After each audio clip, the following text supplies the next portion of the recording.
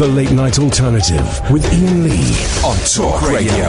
We have ways of making you talk.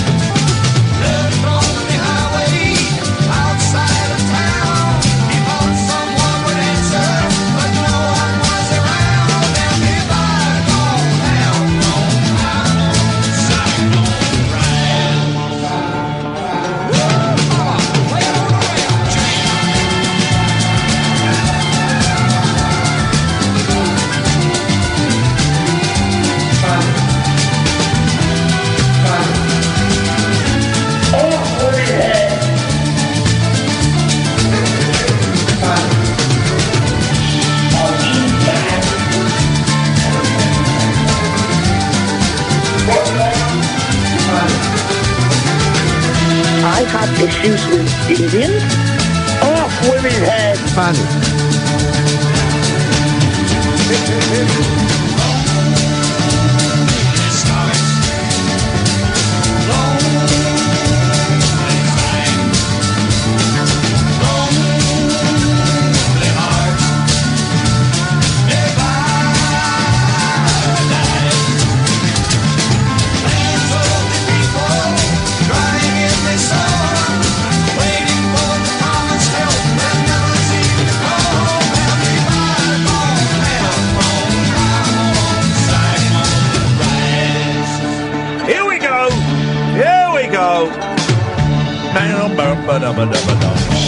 Good evening, dear listener. 0344 499 1000 is the telephone number if you want to give us a call. I have to say, tonight's show is dedicated. It's great that we've got loads of people listening to us and lots of new different people listening to us and stuff. But Stacey is listening to us for the first time tonight, Catherine. Stacey has defected from London's biggest C word. And this is her message. I usually listen to London's biggest C word at this time, but you look like much more fun at this hour. So she welcomes Stacey. You are welcome to the show. She's also a fan of Steve Allen. That's fine. That's fine. That's fine. That's fine. One step at a time. One step at a time. Bum, bum. You gotta put all your love on the line. One step at a time. What song was that? One step at a time. By? Oh, come on. Eurovision. Yeah, go on. Who was it? Dun, dun. He makes the biggest, I'm seeing this. Yeah, there's a lot of that. Air grabbing. There's a lot of that. Pushing out. There's a lot of that. Drag it back in. Here we go. Let's find out. Oh, Cliff. Oh, no. Oh. I would say that it's our generation's Cliff. Andrew Stone. Here we go. Paul Davis, Victor Stratton, and music as well, of course. It was my pleasure to present them. What's the entrance? With the award when they won the Song for Europe. Right. 642,000. We're going to jump forward a little bit. This one, because he is really the class performer. Tax this song. Here we go. Watch this entrance. This is one of the greatest entrances in rock and roll. For this. Ronnie directed the orchestra. Ronald Hazelhurst. Ronald! In Brighton. Great popular figure. Flaring light. Here we go. Lovely complexion. Here he comes. Watch him attack this. Michael Ball. One step at a time. Michael The Balls. United Kingdom. There! Pwah! Go back. Yeah! Did you hear someone sneak one out there? What, someone farted? I heard. No. Yes. Comes. Watch him attack He's nervous, this. Michael probably. Ball. Watch him One punch step the at air. a time. The United Kingdom. Listen. Oh, yeah. Yeah. Someone does. It was you, wasn't it, Michael? Nervous. Yeah. Look at that. Oh, look. He plays the little bong bong bongs. Ball. One Bam step bam at a bam. time. Watch his hands. The Look. United Kingdom. Sorry, guys. Sorry, Wait for it. Stacey. This is completely visual. Watch him play the bongs. Bam bam bam.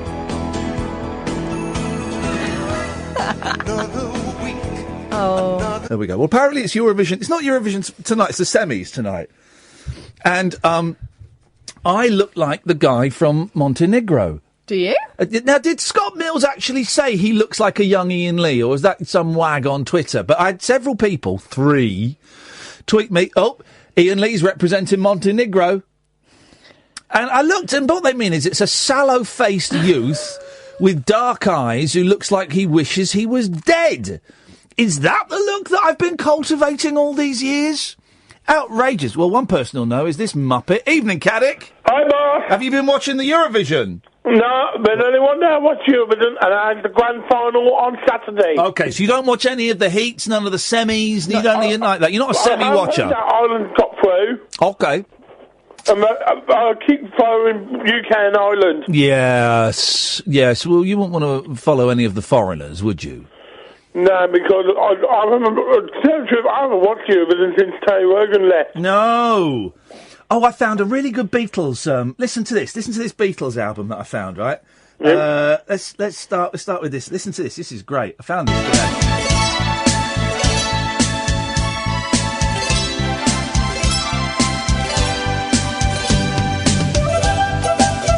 Sergeant Pepper.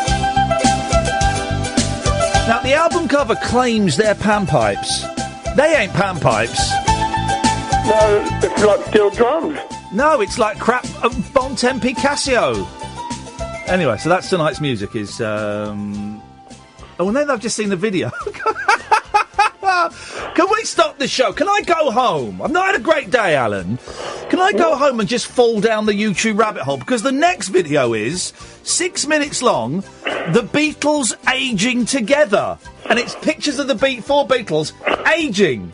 Oh, man! Is that from childhood? Is that what? Is that from childhood? From 1960 up to 2017. Well, it worked for 2 of them. Well, he's not wrong. Maybe they show their decomposing corpses. Oh, stop!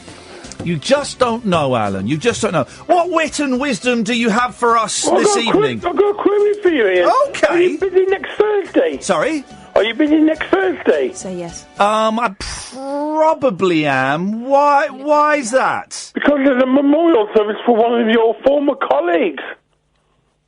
All right, don't tell me who. Who do I know that's died? He was a pioneer of local radio. Right, so someone I don't know then. And he worked for a corporation. Right, yes.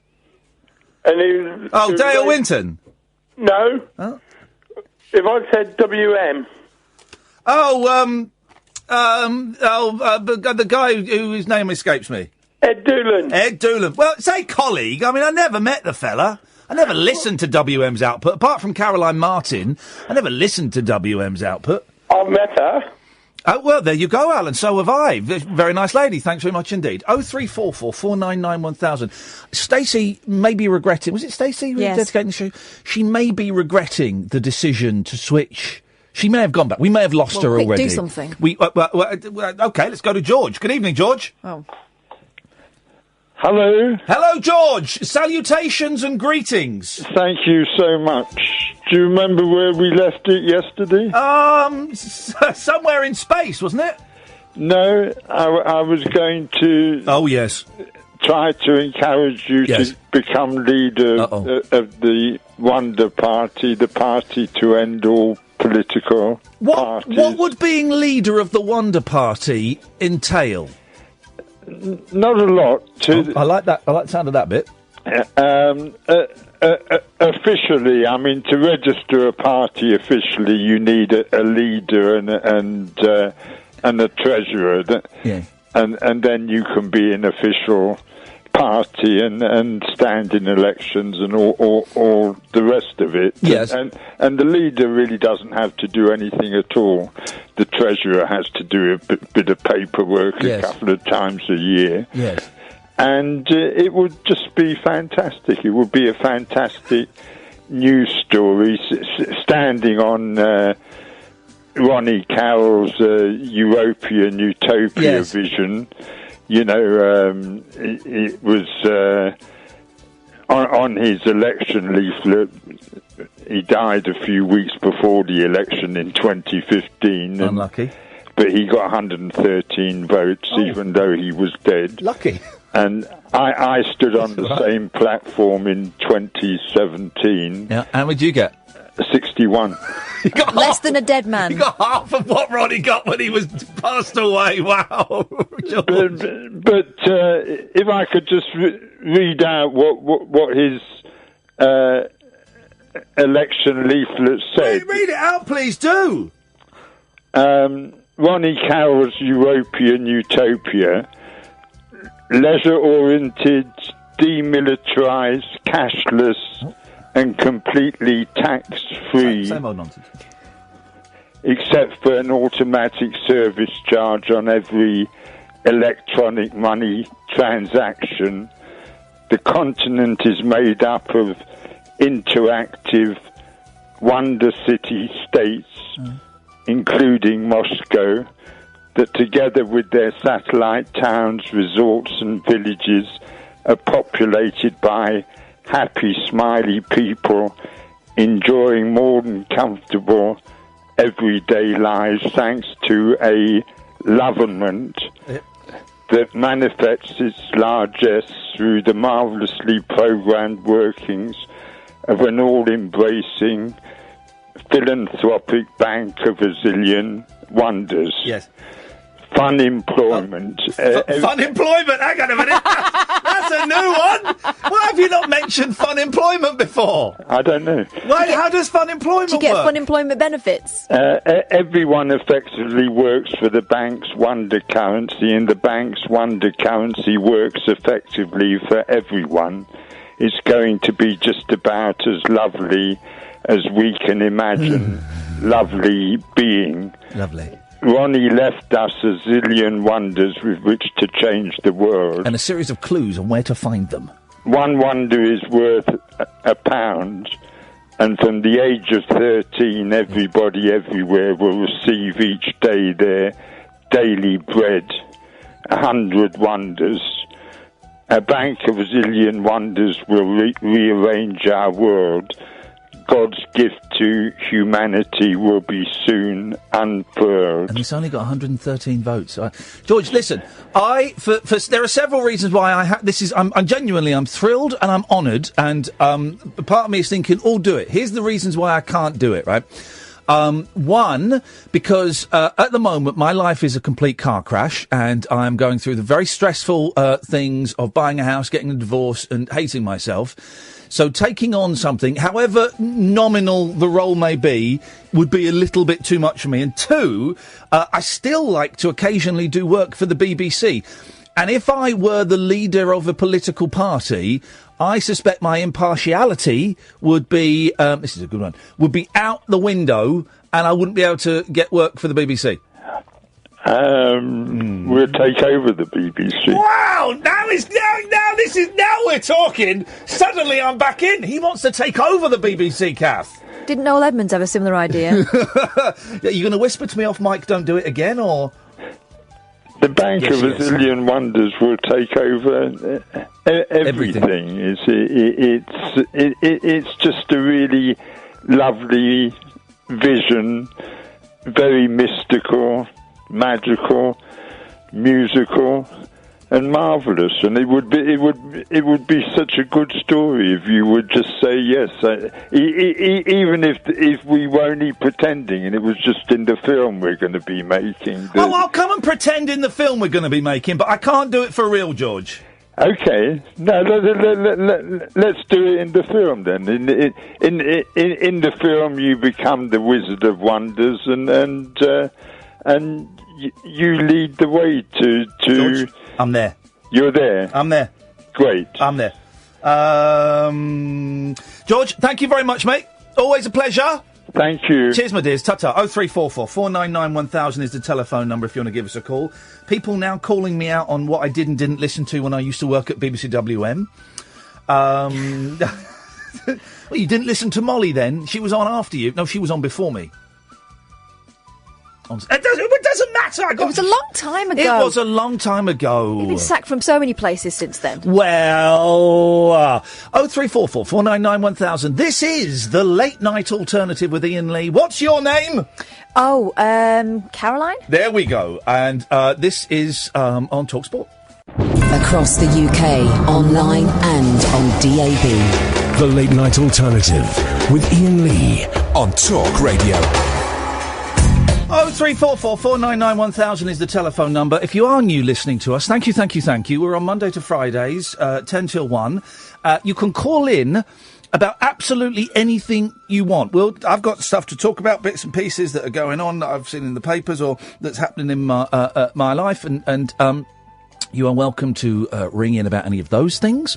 Or if you want to talk about a big news story, you can do. I'm just kind of aware that at 20 past 10, if we talk about a big news story, I don't actually know what's been happening in the news today, but if we talk about a big news story, all the other shows, it will be old by now. And also, it's just a bit boring. If you want that, there are so many other... I can think of 5 other stations you could go to right now to talk about the same old boring, miserable things. So we're going to talk about different boring, miserable things. It's still going to be boring, it's still going to be miserable, and there's still going to be things, but they will be different. The way it works, very simple, 0344 499 1000. You'll speak to Sam, he'll take your name and number, and he will give you a call back and just put you straight on. That's it. So it's on our dime. 0344 499 1000 is the telephone number. It is Eurovision season. I think Eurovision should be put out of its misery.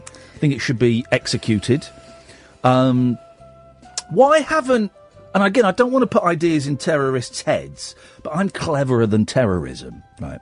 If I were ISIS, right, I would get my country to pick me as the act, and then live on stage, I would set off a bomb, set off a suicide vest or something like that. I would do that. My tongue is ever so slightly in my cheek, but actually it's kind of not, because it's seen worldwide by something like 1 billion people watch Eurovision. And terrorism, the point of it is to create terror and fear and division and anger and hatred. So doing something like that in front of 1 billion people at something that is considered to be, you know, like we're coming up, I believe it's this week, maybe this week, the anniversary of the Ariana Grande concert, the bomb there. A year. We were on the air for that. A year has gone since that. And the reason it was done there, from what I can gather, is it was because it was a sign of decadent Western idealism, and it was people enjoying themselves. It was pop concerts are, for the most part, loving and fun, and this was obviously populated with a lot of kids, and it was it offended everybody, rightly so, and it created anger and fear and division and all of that stuff. So doing something like that at Eurovision would be that on a more worldwide scale. I'm not saying that in any way to demean what happened a year ago, of course not, but you've got an audience of 1 billion people to put terror I would hope into. And think that the security would be absolutely airtight. Do you think when Michael Ball did it, 1992, they strip searched him? I don't think so. Well, I mean, I don't think so. Everyone wanted to strip search Michael Ball in 1992. In it, though. But, yeah, but it was a different world then. Well, all right, Engelbert Humperdinck, 5 years ago. Nah. They wouldn't have strip searched him. No. What are you saying? I'm saying Engelbert Humperdinck a sleeper. is I don't even know if he's a sleeper. I think he's Osama bin Laden. You ever seen him in the same room? No. There we go. Do you see proof? If proof need be. A year since Ariana Grande. It's incredible, isn't it? Yeah. It's incredible. Obviously, we were on the air, and everyone was it was horrendous. It was horrendous. And I saw on Channel 5 they've got a little documentary, 1 year on. I'm trying to remember what the date is. Maybe it's next week. Maybe it's next week. 'Cause it's Thursday today. 1 year on from that, talking to people who whose lives were impacted by it, whether they be doctors or helpers, emergency services, or parents or kids or whatever. And that was a grim old night, wasn't it? That was a grim old night. That was a grim night for us, and we were at the other end of the country, just listening to it. So one can only begin to imagine how grim it was for people who were there, or parents who weren't there but knew that their kids were there. It was so shocking, and that was the thing. It was such a soft target, and those poor, for the most part, little girls. Yeah. Oh, yeah. ISIS and they're tough guys. Oh, no. These Muslim extremists, they're tough guys. They're the tough guys. Yeah. Which infidels shall we slaughter today? I was thinking maybe some 8 and 9-year-old girls who were, just happy at seeing their pop hero. I like it. It's just wickedness, isn't it? Oh, it's a bit beyond anything. It's the absolute scumbags. Speaking of scumbags, so here's the thing, guys. As you may know, my life is kind of in free fall at the moment, but I think I'm about to land in a haystack. I think if you fell, how some people have jumped out of aeroplanes without parachutes and survived. Right. What is the highest height you could fall out of an aeroplane without a parachute, or one that doesn't work, and still be alive, not be mush on the ground, still be alive? Oh yeah. So we're not talking about being intact. You could have, broken legs. Everything could be broken as long as you're able to go. Well, that was lucky. As long as you're able to do that, that counts. What is the highest? That's the highest. 0344 499 1000, and you landed on the ground. I've not even got onto the thing of landing on a haystack yet. No. That's a different question. Landing on a haystack, because that will give you some support, unless the needle was right at the top. Oof. Imagine that. Oh, found that needle you wanted. Where is it now? Right up my jacksie. The one time you don't want to find one time you don't want to find a needle. I don't know, because I don't have a very good history of landing well. As you know, from just standing up. From walking, isn't it? Falling over. I nearly went the other day. I'm due a fall. And I do call them a fall. I do stack it. Whenever I go out with Catherine, which is far too often, unfortunately, but that's just the way life has turned out, I will, if the floor is a little wet or slippery, I'll say, look out, Kath, it's a Kath trap.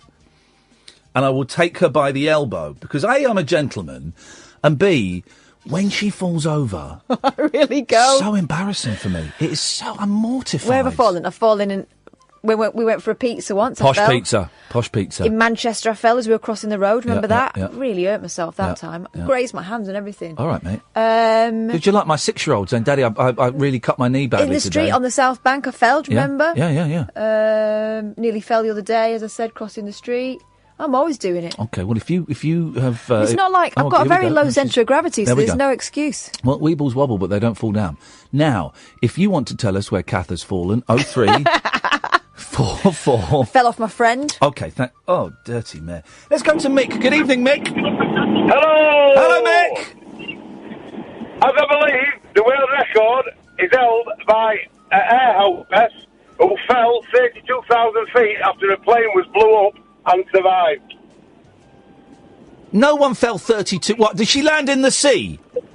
I don't know where she landed. If you look at the internet, I think it's 32,000 feet, a plane was blown up and she survived. Hang on a minute. When was this? What plane was blown up and a woman fell out of it? It was back in the 80s. You're literally just making things up, aren't you, Mick? No, look on the internet. No! Thank you, bye. No! Oh, well, he's gone. Yeah. It's fact. Is it? Yeah. But did she land in the sea? That doesn't count. Right, here we go. This is from The Telegraph. Yes. We believe The Telegraph, right? Yeah. 40 years on, woman who survived 33,000-foot fall still faces questions. Does she? A woman who survived 33,300-foot fall still faces questions over her ordeal 40 years to the day after a mysterious mid-air explosion sent her tumbling through the air on her record-breaking plunge. Right. Vesna Vulovic, then a flight attendant in 1972. She was on board a Yugoslav Airlines DC-9 bound for Copenhagen when an explosion ripped the aircraft apart over Czechoslovakia. Rescue workers found Ms. Vulovic in a mangled segment of the aircraft's tail, alive despite suffering from serious injuries that initially left her paralysed from the waist down. None of the 22 other passengers and crew survived. An investigation concluded that flight JAT 367 had been destroyed while cruising at 33,000 feet by a bomb planted by Croatian separatists. For her remarkable survival, Ms. Vulovic won a mention in the Guinness Book of Records. I don't believe any of this story. It's true. I don't believe it. I don't believe that story. Mystery surrounds the crash. No one claimed responsibility. There were never any arrests. And in 2009, 2 German journalists claimed the Czechoslovak Air Force had shot down the DC-9 by mistake at an altitude of perhaps just 2,600 So there you go, you see. as it tried to make an emergency landing. CJ, are you buying any of this? Not buying any of that. He's not, but CJ's not buying any of it. She says she can't remember. No, of course she can't, because it didn't happen. Listen to this. This is so 70s. Here we go. The last thing she remembers is greeting the passengers as they boarded. Her next memory, she said, is waking up in a Czech hospital and asking the doctor for a cigarette. There we go. I mean, there are some places on planes you can sit and survive plane crashes, I know, but... The best place, isn't it the rear? The rear is the best place. Because if the front of the plane impacts into the ground, it crushes everything and pushes everything back. So people in first class are screwed. Mm. The people in cattle class are the ones that stand a better chance of surviving. You want to be in the tail. She was. There we go. Yeah. So to speak. I've never been asked to. I would refuse, CJ, if the plane were going down, I would refuse to adopt the brace position. You know the brace position where you put your head between your legs? I'd refuse to adopt it, CJ. Why is that? Because it doesn't help you stay alive. You know why they want you to do the brace position? Shall I tell you why they want you to do the brace position? Surprise me. So that your teeth remain intact. Oh, okay. So they can identify the bodies via the dental records. That's all it is. It's not because you stand a better chance of surviving. It's to make sure your mouth isn't severely damaged and your teeth are easily identifiable. Well, I'm sorry, right? If your plane is going down, You don't want to be helpful. I'm not going to do anything to help unless my help would make the plane stay up. I'm not helping you. You have ballsed up enough to either allow someone to come on and take over this plane or have a deranged pilot or a mechanical fault. I'm not helping you. You should be helping me. You know, I watched the first time ever before flying. Yeah. The first episode of Lost. Oh, yeah. And I was on a plane the next day and I've not been on a plane. Yeah. So it's about a plane crash, for those who don't know what Lost is. It's about a plane crash. That was fun. And then on the last day in Cyprus, there was a bomb scare on a plane, so that was also great. There we go. Here's what I don't get, right? People always complaining. Lazy right-wing pantcasters are always complaining. Oh, I went on the airplane today. I took my shoes and my belt off. What is the... We're letting the belt on now, We're letting the terrorists win. Here's the thing, right? The reason we take our shoes off is because of Richard Reed, the shoe bomber who had a bomb hidden in his shoe, right? It's a pain in the arse. Taking the belt off, it's a pain in the... But that's it. What about the underpants bomber? Well, let's get on to him in a minute. Here's the thing, right? If it takes me an extra... I always get to the airport international 2 hours before... At least 2 hours before I fly. I tend to get there about 3.5 hours because I'm, you know... But if I have to spend an extra hour... 2 hours in an airport, and that makes the chance of that plane being blown up significantly less. Guess what, idiots? I'm quite happy to do that. Well, the reason I actually called in was to talk about the Manchester thing, funnily enough. Okay, go on then. I had a few friends that were there on the night. Wow. One of them worked on the security, and he was a musician in one of my shows, and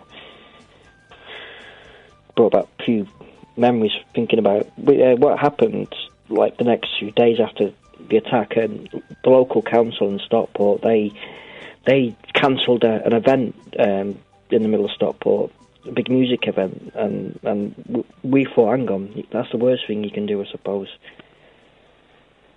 But I decided after that, I thought, no, I'm not having that. I'm going to do my own sort of tribute to it, and we got all these people to come down and let balloons off and light candles. And by the end of the week, we had like hundreds of flowers lay around, and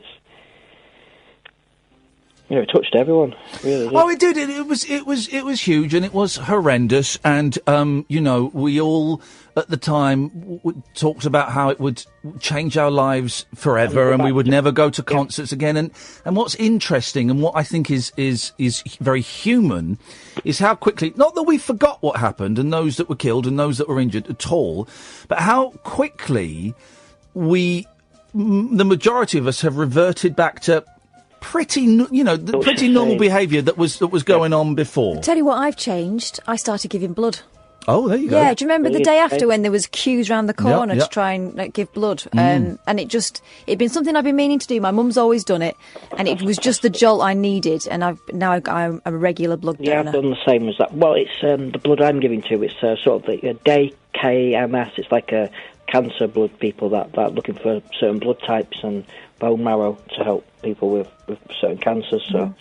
For the first couple of concerts I took my kids to afterwards, I think the first one was the Beach Boys. I think it was the Beach... No, it wasn't. The Beach Boys was just before it, but I remember at the time thinking, if something kicked off here, how would I get out? And I think the next show I took them to after Ariana Grande, I was looking around going, right, if I needed to get out, how would I do this?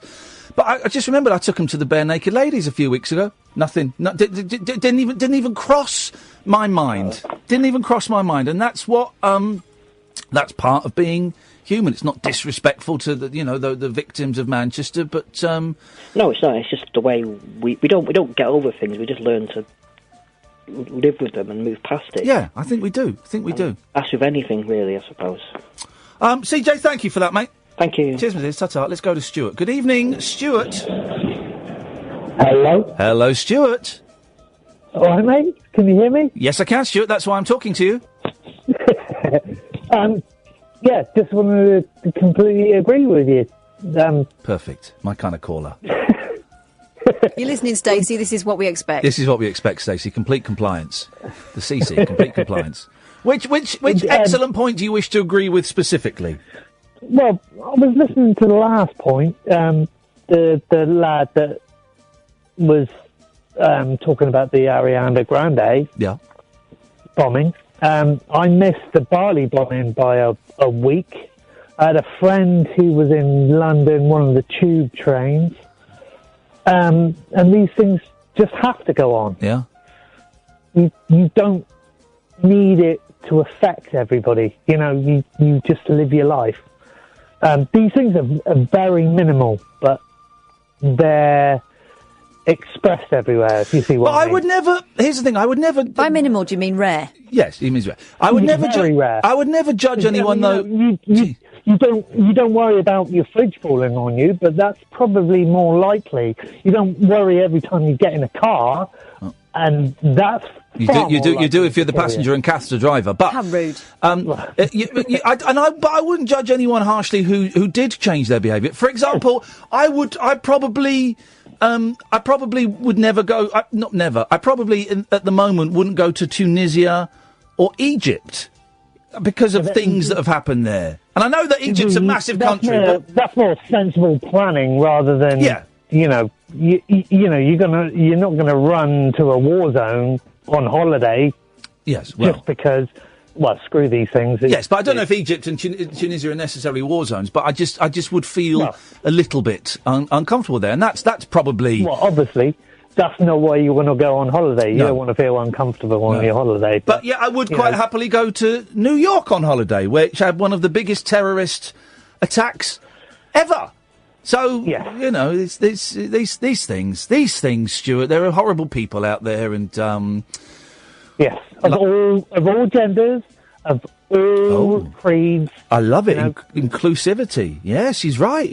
All genders, all sexualities, all creeds, all heights, all weights. Yes, they're just bad people. It doesn't matter why or the reasoning behind. There are bad people. Stuart, you're a very wise man. Stuart is kind of this show's Buddha, I think. And I don't know if he's a wise man. Thank you, Stuart. 0344 499 1000. Just to flag up, the next two calls are Glyn and Mo. Glyn and Mo. So the next 20 minutes is probably going to be a little bit arsey. So if you want to go and get ready for bed, maybe have a shower or a bath before bed, or you want to make some hot chocolate or some warm milk or some Horlicks, go and do it now. And then probably come back just before 11 o'clock when I've sorted those numpties out. Thanks very much. 0344 499 1000. This is Talk Radio. The Late Night Alternative with Iain Lee on Talk Radio. We'll get you talking. 0344 499 1000. If you've stayed, it means because you want to listen to a couple of Mardy gentlemen. Let's start off with Glyn. Good evening, Glyn. How are you doing, Ian? You're sounding good tonight. Thank you. Airport security. Yes? Easy way to do it. Naked, eye patch, pirate's hat. Don't trouble you. Well, I don't know what that means. Well, then you don't have to take your belt off. You don't have to take your shoes off. Just walk through naked if you've got that confidence. Okay, well, that wouldn't work, but nice try. Well, okay, well, that's what I do. Did it about 3 months ago. Fantastic. Anyway, I'm just watching my uncle on telly. Okay. Mr. Clarkson. He's doing quite well. Brilliant. Thanks for calling, Glyn. Thank you. There we go. Deal with this one as quickly. Good evening, Mo. Good evening, man. What would you like to pick me up on tonight? Listen, I'm just going to divide my call into 3 quick sections, yeah? Well, I'll be the judge of that. Let's see how the first section goes as to whether you make it to section 2 and section 3. What would you like to accuse me of tonight? Well, first of all, your view on the brace is absolutely stupid. And The view on what, sorry? On that. The view on what? Your view on the brace position. Okay. You're so thick on that. Okay. Because the reason when we... Mo, could I ask you a question? Could you critique me politely? Please, I do you the courtesy of allowing you to come on my radio show, which is it's not a given right that you get to come on, and with the snap of a finger, I could make sure you never come on again. So if you could just show some manners, that would be absolutely wonderful. Thank you. Let's try that again. Some manners. I'll show some manners, Ian. Thank you, Mo. I appreciate it, mate. Thank you, mate. The reason we're put in brace position is to stop our head from moving. And why would you think, because our teeth? Why do you believe in such conspiracy theories? Well, thanks. To stop our head from moving. Well, thank you. I'm glad you've cleared that up. I'm glad you've cleared that up. Thank you. Always happy to be corrected by an intellectual giant. Okay, whatever you believe. I mean, it's to stop our head from moving. That's fantastic. Thank you. What was point number 2?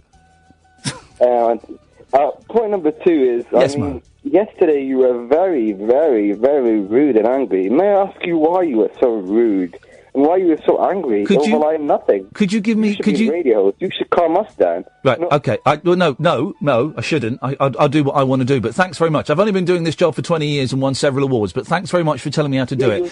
Could you point out where I was? What I said that was rude and angry?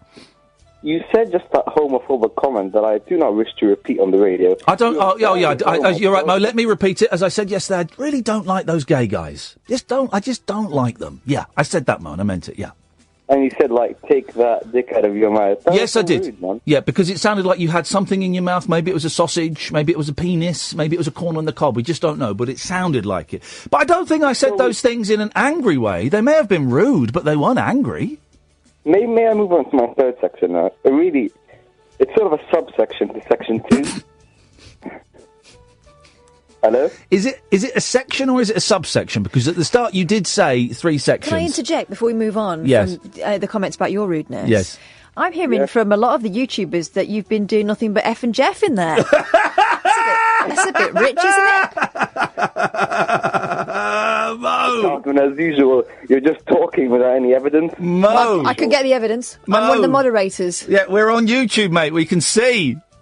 Naughty. You've been busted, my friend. Mo no manners, I'm going to call you from now on. Okay, so let's go on to section 2, subsection B. Yeah, subsection A, really. But let's not get caught in that. My third section is that, why are you so jealous about Clarkson, man? Are you just jealous that he's got a better job than you? Yes, I am, yeah.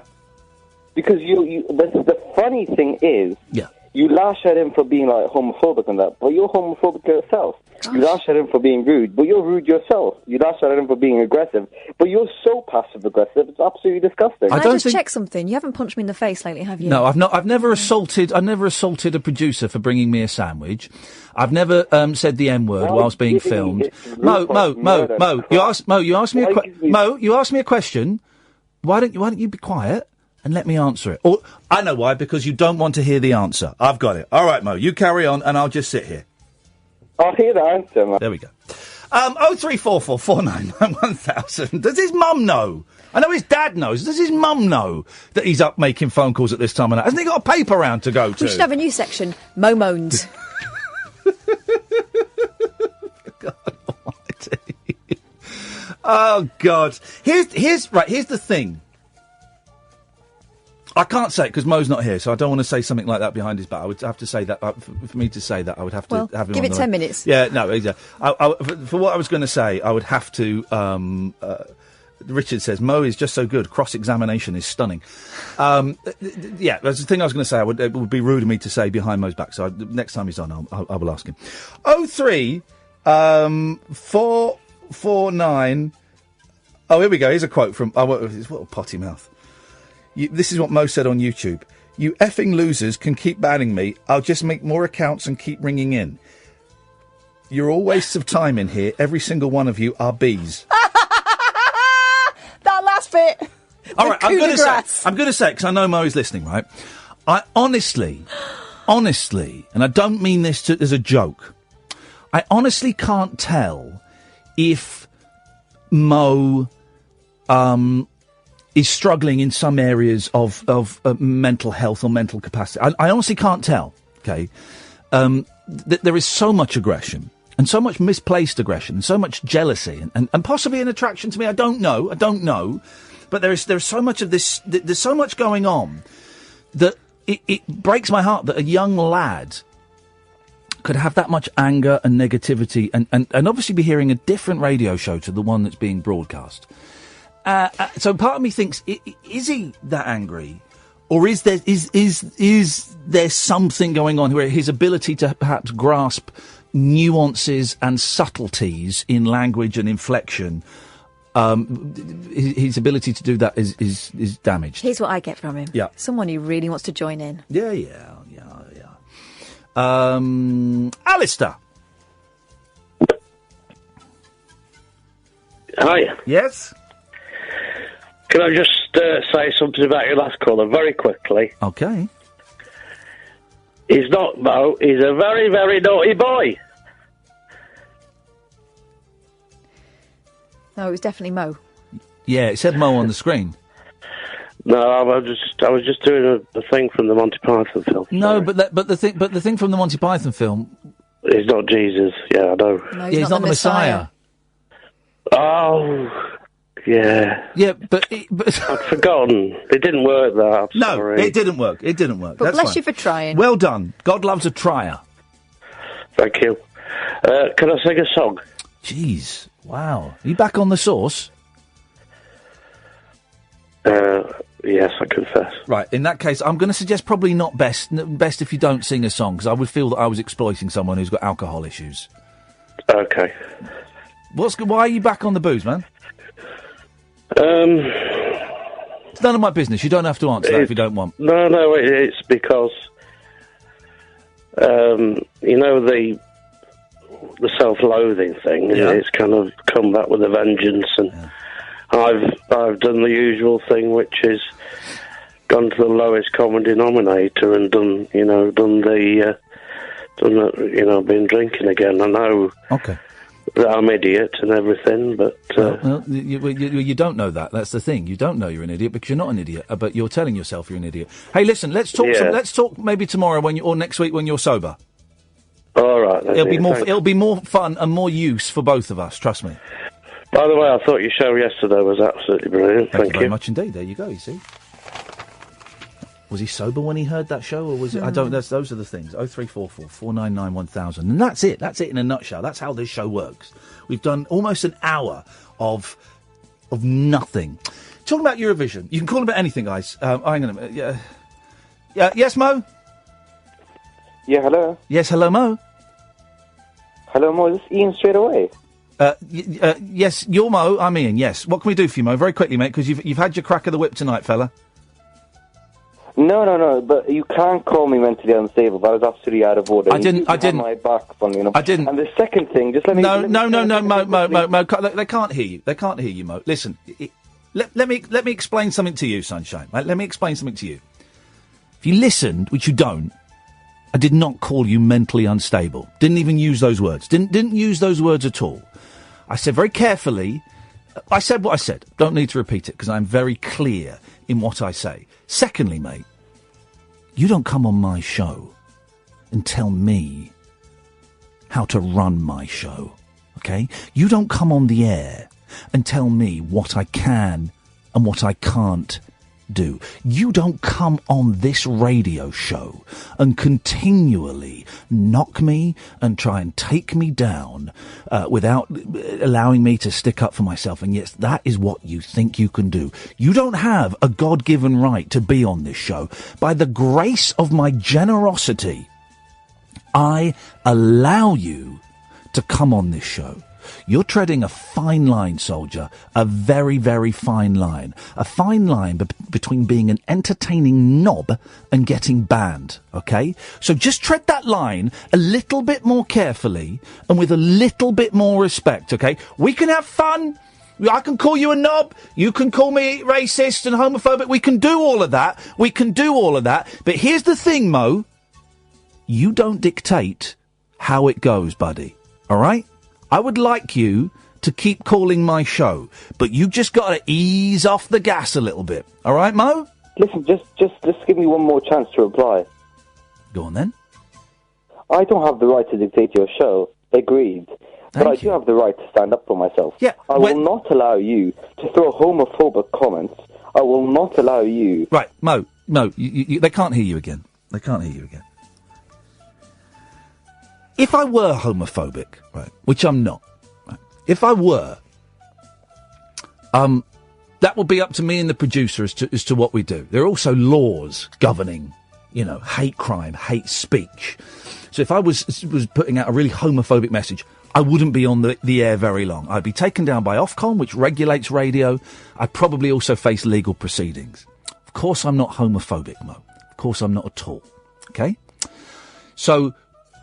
But even if I were, and if I chose to go out saying, I hate gays! I really hate gays! They disgust... If I chose to do that, Mo, that's my choice. You can't tell... You can phone up and challenge those views. Of course you can. But you can't tell me what I can and what I can't say. Now, listen, I'm going to let you go now, Mo. You've had two calls... I the other radio... Yeah, there we go, Mo. Just to cut you off, they can't hear you, right? They can't hear you. You've had two goes tonight. Both of them have shown you to be a very rude young man. Okay, if you want to call in, if you want to call in tomorrow, you're welcome to. Right, but I'm probably not going to call in. That's it. No, this is my last call. Fantastic. Well, thank you so much for your calls, Mo. They've been really poor. Really, really poor. Some of the worst I've ever had to field. You've been a really, really bad radio presenter. Yeah, you keep listening. I'm really happy. This is my last radio call. This is the last time I ever hear your voice. And I ever hear just like Catherine agreeing with you on every single subject. Hey, Mo, we'll speak to you next week. Yeah? Eh? Yeah, speak to you on Monday, Mo. I'm not going to talk to you. Yeah, you can't stop listening. I don't want listening. to talk to you anymore. You can't stop You're so boring. Do you know what? It's you can't. I hate stop. listening to you.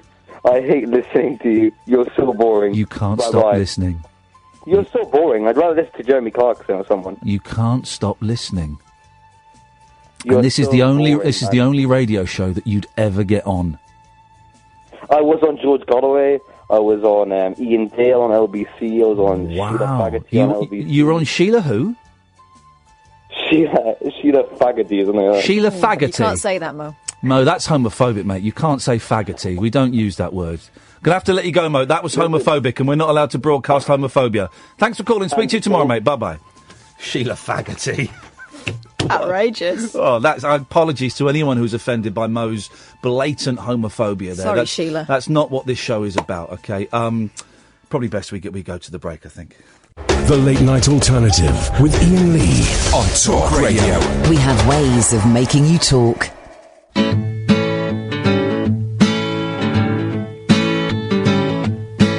I was overland touring in my new Ferrari at just about 110.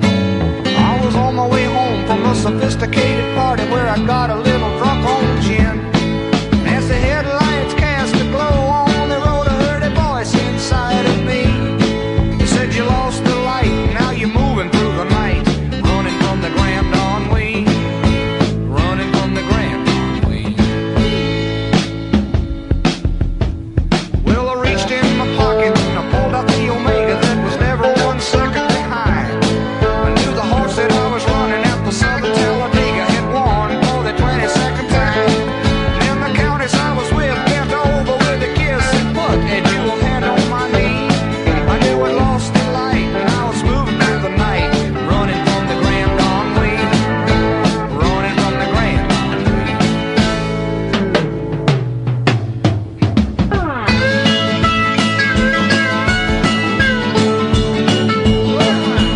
Fanny. Off with his head.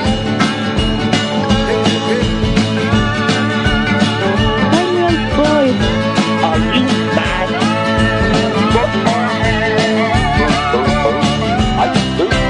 Fanny. Yes. What are you beeping on about? Who the hell is this? Well, that night passed in a blaze of glory with the countess and the car both mine. And each day passes with the same old story, but the countess has a brand new line. Yet still at night I am haunted by the bright and distant memory of the day I lost the light, moving through the night, running from the Grand Ennui, running from the Grand Ennui. That's Nesmith. That's Michael Nesmith. Mo's called back.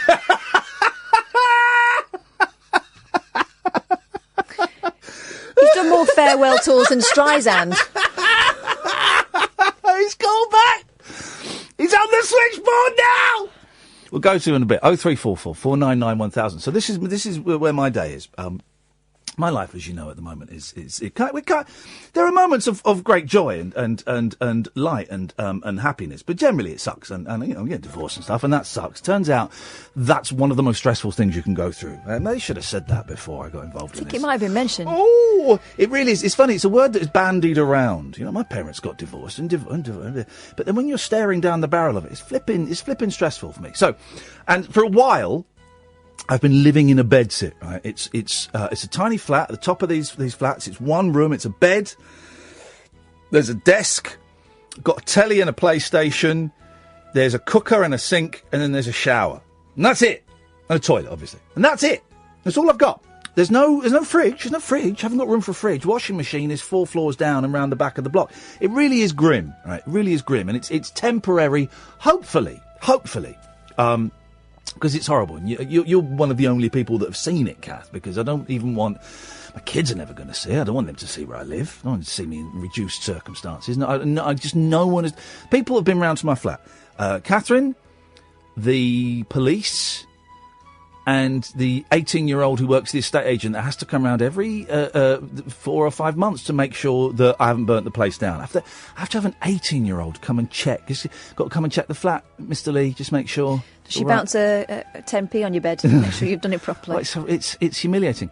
Anyway, so and also my flat, because it's in the top, you can get the loft space in the side, right? And all of the TV aerials for every other flat. There's like 6 or 8 other flats in the building, 8 I think. All their TV aerials are in my loft space, right? So I got an email last week saying that someone from the landlord wants to come round on Wednesday to do something with the aerials. Would that be okay? I said, that'll be fine. If they could come in after 1, because I work late. I get home about 2:30, 3, and I normally get up about 11.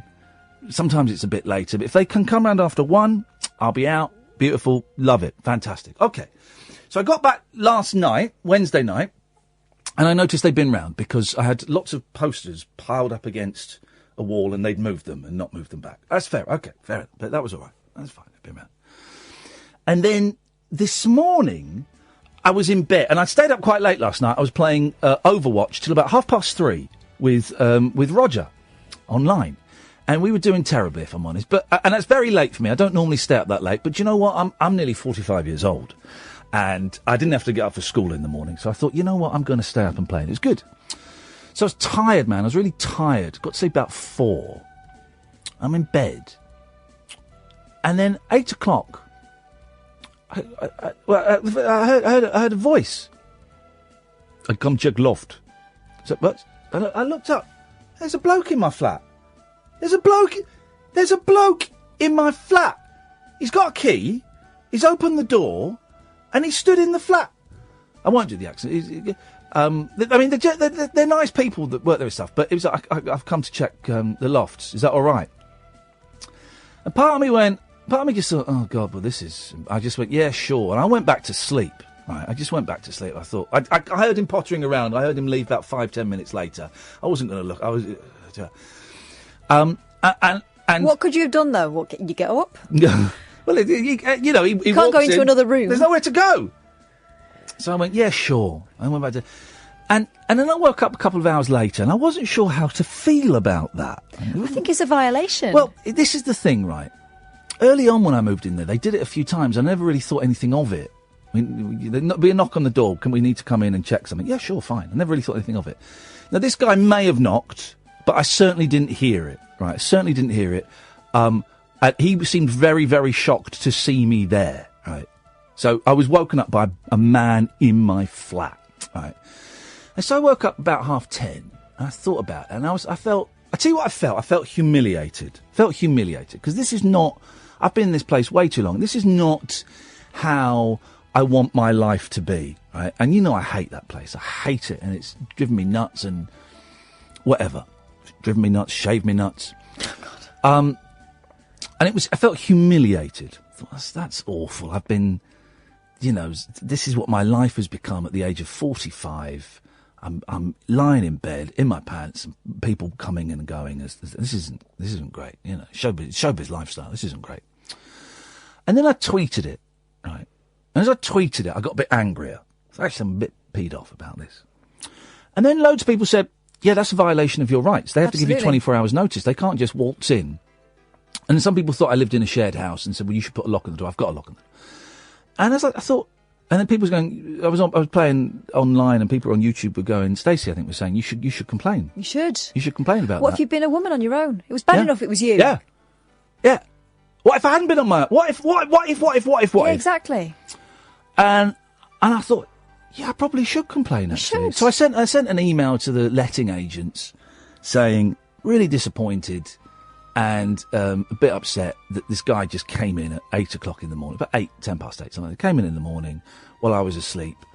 I think so. She says, woman replied, I'm really sorry about that. We'll investigate it and I'll speak to thing. So nothing, what I don't want is someone to knock on my door and say, I'm really sorry. I don't want that. No, I don't want to get involved in that. You just want an assurance that it won't happen again. Yeah. Because there doesn't seem to be a procedure, right? As far as I'm concerned, that guy, as soon as he saw you were there, should have backed out and said, I'm sorry, I'll come back in half an hour. And here's the thing, right? I am 45. I've got a couple of quid. I'm quite well educated. Do you know what I mean? And I know for a fact, and English is my first language, okay? So communicating with the letting agents isn't a problem. I know for a fact that there are families where English isn't. I don't know about their education. I'm sure they're very well educated. I take that back. But English isn't their first language. Some of them speak Polish, which is fine because it's a Polish people that run the apartment, not although the letting agents is primarily English. Some are, I think, Chinese. I've heard of Chinese.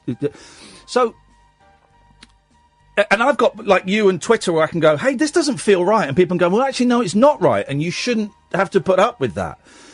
There are people in this block, in that street, in that town, in everywhere where, here's the thing, from the moment I started looking for somewhere to rent, I felt like I was treated as being less than, the contempt with which some of the estate agents treated me.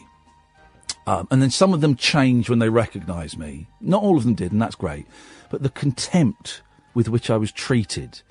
and the disrespect with which I was treated because I was renting somewhere. It's horrendous.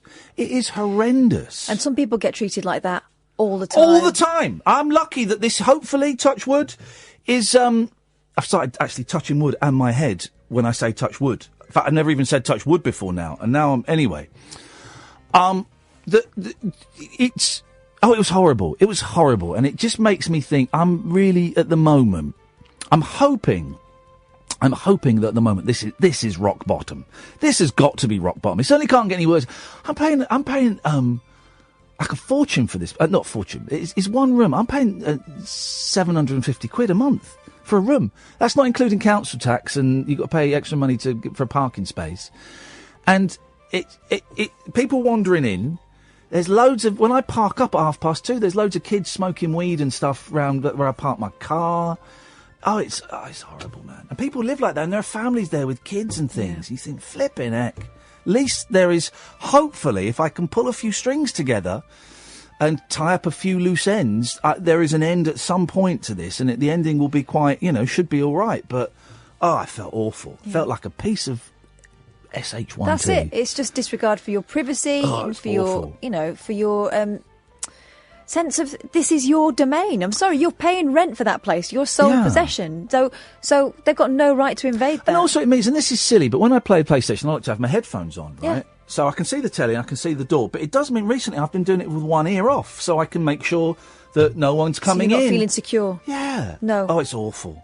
Oh, it's awful. Listen what to if me, you've been in the whinging. shower and you come out of the shower? Yeah, exactly. Listen to me whinging, guys. I'm sure you have your own stories that are just as bad, if not worse than that. Yeah, but it really is. It's grim. I was in a hotel room once. Yeah. And a guy came in. No. Yeah, it's not one of those films. It was terrifying. Yeah. Really? In retrospect, I think he might have been a dodge pot who was going to rob us. Oh, what? I was in Caribbean on holiday, and I'm very, very pasty. So after a while, I went off for a nap. Yeah. Get out of the sun. And I was in bed, and I had my knickers on. That was about it. So I couldn't jump out and tell him to get out. Horrific. This guy just walked in, saw me in the bed again, kind of gave a start because he wasn't expecting anyone to be in the room. And then I went, what's going on? And he said, I've come to count the pillows. And then he went in, and the towels, and he came in, and he made this big show of counting them, but I think he was bricking it. Yeah, because that's... But I was thinking, what do I do? Counting pillows is not a thing. No, I know. What do I do? It's not a thing. I couldn't get out of the bed. Yeah. I felt it was awful. It could have been far worse. But it's that feeling of, God, I thought I was safe. I've been asleep. Life sucks, man. Life sucks. 03444991000. I'm Iain Lee. That's Catherine Boyle. This is the Late Night Alternative on Talk Radio. Late night conversation worth losing sleep over. The Late Night Alternative with Iain Lee on Talk Radio. We have ways of making you talk. Hey, watching a good thing. It's a video. I'll tweet it in a bit. The Beatles aging together. We're up to 1970 so far. It's good, isn't it? I'm enjoying that. That didn't last very long, Mo. Hey, man, I can't believe what you just did. Somebody's using my name to write comments on your YouTube channel. Mate, that's absolutely nothing. Mate, that's absolutely... No, Mo. They can't hear you. Listen, mate, the YouTube channel is absolutely nothing to do with me. If it offends you, then just don't even look at it, OK? Listen, you said you weren't going to phone me again. If you're just going to phone me up to tittle-tattle, then there's nothing to do with me, mate. It really is absolutely nothing to do with comments me. There we go. They can't hear you, Mo. They can't hear you, right? Listen, here's where I stand, right? You're welcome to call this show, right? But if you're just phoning up to complain about someone on Twitter or someone online or someone on YouTube pretending to be you, that's absolutely nothing to do with me, Mo, right? The YouTube is a thing that I know you post on, and that's fine, but it's nothing to do with me. Mo, they can't hear you, Mo. They can't hear you, okay? Right? Learn some manners, right? Without my permission, do you know how much this angers me? That you're using, not you, but people are using my name to write comments about me. I couldn't give a stuff, mate. I couldn't give a stuff.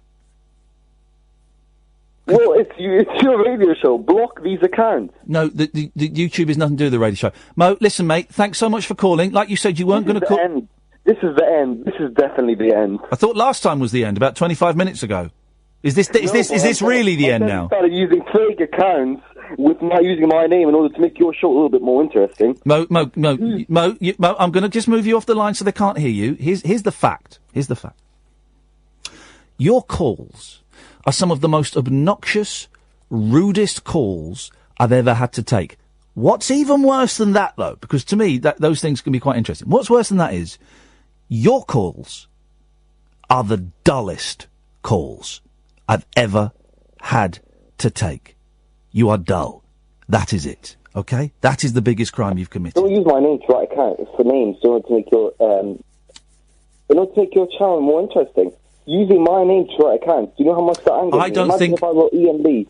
I wouldn't care less, mate, because I'm an adult. Listen, Mo, I'm going to ask you politely not to call in again, because I do think that there is an underlying issue that I'm not aware of.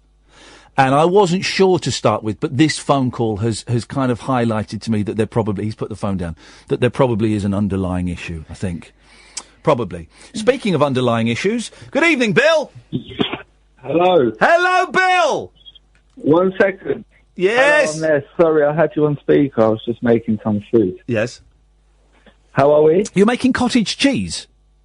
No smeg on toast today. We think the lady doth protest too much. No. Cottage cheese? No. What is cottage cheese and how do they make it? I don't know. Is it goat? Is it goat? Is it goat? No, it's not goat. But is it? It's goat. No, it's goat's cheese. Is from goats. Okay. Yeah. You know, have you heard of goat's cheese? That comes from goats. I can pretty much say that. Yeah, that's feta cheese. Feta is not. No, feta is not goat's cheese. Oh, it was me thinking I'm being all exotic. Well, feta's Greek. Is it sheep? What? Feta. You can't milk a sheep. Yeah, you can. You cannot. Oh, you can. Well, actually, this is one of the greatest milk phone-ins. anything with nipples. One of the greatest phone-ins I ever did was, can you milk a cat? And we had a professional cat milker call up. Really? I don't know if they were professional, but they certainly had milked. Part-time. They'd milked a cat before. Go on. What have you got for us? Oh, Ian, it's been a strange days because of the sun. Yeah, go on. I've more or less, I'm sober now. I've been listening to the show because I've been going to work still and therapy and whatnot, but I've literally just been on the streets for about 6 days. Why have you been on the streets, man? Oh my God, it's just, I've just got, even now I'm pacing around the kitchen. I'm just pacing around. What's going on? I don't know. It's, I think I've got what you've got. I've got birthday blues, so I'm a month away, and I need to sort it all out. What I am sorting out. It's just not quick enough. Well, hang on, what, when you say sort it all out, what do you mean? Your life? Yeah, my mindset, everything. Apart from therapy, which you've just started, haven't you? What else are you doing to try and sort it all out? Well, I've been obviously doing cognitive behavioural therapy. Yes. So I'm obviously doing the stuff that I'm being set to do with that, but I kind of just went a bit AWOL for about 6 days. Right. But I still went today, and I'm starting again tomorrow. I'm in a naring. I'm gonna start taking the medication, I think. Have you been prescribed medication? Yeah, I got that in February, but to be honest with you, I was doing too much other stuff that I didn't want to take it. Yeah. Okay. I think basically I've run out of weed, and I'm gonna try not to drink, and hopefully tomorrow I can start afresh. This is brilliant, man. This is brilliant. I'm not going to big it up because it's, you know yourself. You can't really plan for more than 10 minutes, innit? But I found weed at the very start to be a laugh. I never got the inspirational aspect of it that the Beatles and people talked about it. I found it was a giggle to start with, and by the end, it just made everything worse. It just numbed everything. It's the drug of procrastination, and by that I mean I could spend weeks just sat on the sofa watching daytime TV and playing PlayStation instead of getting up and writing something or filming something or going and meeting people or going out to see a film. I just spend weeks on the sofa. Yeah, it flies by. It flies by. It's I've got to the point. To be honest with you, I'll be 100% honest with you. I'll give it up for, I think it was about 24 months. I've been doing it again for 3 years. Yeah. I'm not going to lie. When I did give it up, the mental health aspect, it got worse. Yeah. But it's a control thing, because what it is with me is self-control. I'm like it with alcohol. So I'm not one of these people, I won't drink like 12 cans, 10 cans, or even 8 cans a day. But you still have 2, 3, 4 cans a day, and you have to have that every day. Some days it's more, weekends and that, but it's one of them. I always teeter on the edge. I think, well, I'm not doing this, I'm not doing that, but sometimes you have to sort of catch it before you get there. But with marijuana, I think my experience with it, if you do it at the right level, that's all fine and dandy. Right. But it's the self-control. It's being able to keep it there, and not a lot of people can. Well, no, I certainly couldn't. And you're right, I know some people can. I know some people that can have half a joint, and that sets them up for the weekend, and you know, or sets them up for the day, and they can go off and do stuff. I could never leave half a joint in the ashtray. What that sounds nonsense. But some people do. Wet. Yeah, it might get wet from all the beer that I'm spilling everywhere. But some people can do that, and that's, if they can do that, that's you know, that's fine, and good luck to them. One of the reasons that mental health can go southward when you stop taking weed is your body and your brain trying to readjust itself. Yeah, it's chemical levels, man. That's what I mean. Last time it was cold turkey, because I thought it was. I think it was like another drug in there, because I was like having heart problems. Right. And I seized up, but it was either that or I had so much in my system that I just sort of, because it's weird, you feel invincible, like you're out smoking everyone. You're literally, you can get up, you can walk, you're functioning, you're actually quite normal, and then all of a sudden you start getting like the chest pains, and you lay on pillars and that, it makes your heart feel funny. Yeah. And it's weird. It takes it to freak me out for me to give it up. Why did you? So you didn't take the prescribed medication because you were smoking? Yeah. To be honest, the smoking weren't really it is a problem. I have to cut down. It was more the drinking. Okay. All right. Well. So I want to make sure I'm at least not doing one. I think for me, drinking will be the easiest one to sort of phase out a little bit. And then what do you want? Where do you want to be in like a year's time or 2 years' time? It's a functioning thing. I feel very disconnected. Even though I look very functional, I'm working full time, but I just don't. It's a hard one to explain. I feel like I'm not really sometimes getting my true self across. I put up different masks. I'm really it is with the therapy at the minute. I've got to the point where it's breaking me down, and I'm recognising what I do. I'm very jovial. I try to hide behind things, so I've got like different. Oh, you hide behind song a lot on this show, Bill. Yeah. It's the mind, yourself. It's everyone's individual, and I think it just affects everyone different. I'm really excited for you, Bill. This could be the start of the real Bill coming out. I hope so. I'm not really feeling that great at the minute. I'm always getting involved with dodgy women and. Can I give you a gift? Yeah, I'll happily accept. Okay, I'm going to give you a gift. Here we go. Bill, he's dysfunctional. He's been smoking too much weed and he stopped it. He wants to go out with a lady who isn't dodgy. Well, maybe a little bit dodgy, so he can do some dodgy things with her as long as it's consensual. Oh, I think you got dodgy the wrong way, but I tell you what, you can have the gimmick now, Ian. That's yours. I've acquired it. 12 years after you started singing to me, brother, we've swapped hats. That's it. With one attempt, you've took that off me, sir. How's Kath? I'm all right. I'm listening because I'm letting you two get on with it. He asked me how you were. He didn't ask you how you were. Go on. You talk about dodgy women. Yeah, she's okay. She was just letting us get on with it. No, she's a diamond. She's not a dodgy one. Well, you say that.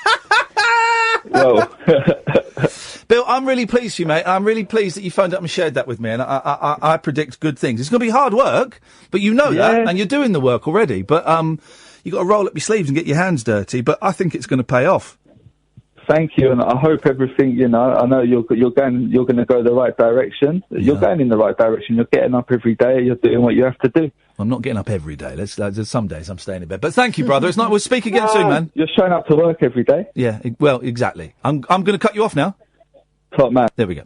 Oh, that's good for Bill. Good for him. He's been phoning me for years, that bloke. It's my sister's favourite caller. It's my mate Scott's favourite caller, and good for him. Simon, and then Morgan, and then possibly you, dear listener. 0344 499 1000. The late night alternative on Talk Radio with Ian and Kath. The late night alternative with Iain Lee on Talk Radio. We'll get you talking. 0344 499 1000. That's what I'm saying. The news. There was the story about Spotify. They've not removed R. Kelly songs. I think they've taken R. Kelly songs out of playlists. I don't really know how Spotify works. I've only got a free account, which I dip into from time to time. So they've not banned R. Kelly songs. They're still on Spotify, but they don't come up on playlists, I think. Does that mean that they won't be suggesting them to people? Yeah, who you've got to go and already... hunt them out. Right. Okay. And my first part of me, because he's been accused of raping girls under the age of 16 and keeping girls as sex slaves. Yeah. Okay, and he's been accused of some pretty horrible things, and he did famously. There was famously a video of him urinating on a 15-year-old girl, like 20 years ago, right? So this stuff is out there, and part of me kind of almost punched the air with joy when I read that story, and then I thought, this is a minefield, because if you're going to make it slightly harder to find artists who have committed crimes, what is the line? Where do you go? What do you do? Right?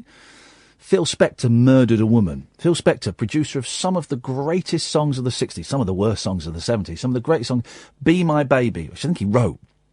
To know him is to love him. He wrote, You've Lost That Loving Feeling. I think he co-wrote. He certainly produced it, right? Some producers, some River Deep, Mountain High, some of the biggest, most creative songs of the 60s. Always been a, fruitcake. Always. Was that you or me? My stomach. I felt that.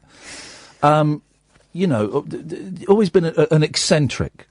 And then, 10 years ago, shot a woman in the face and killed her, murdered her. Murder or homicide, I don't quite know the difference. But shot her in the face. He kind of claimed it was her playing around with a gun and she killed herself. But he's famous for firing guns in studios, and he shot her.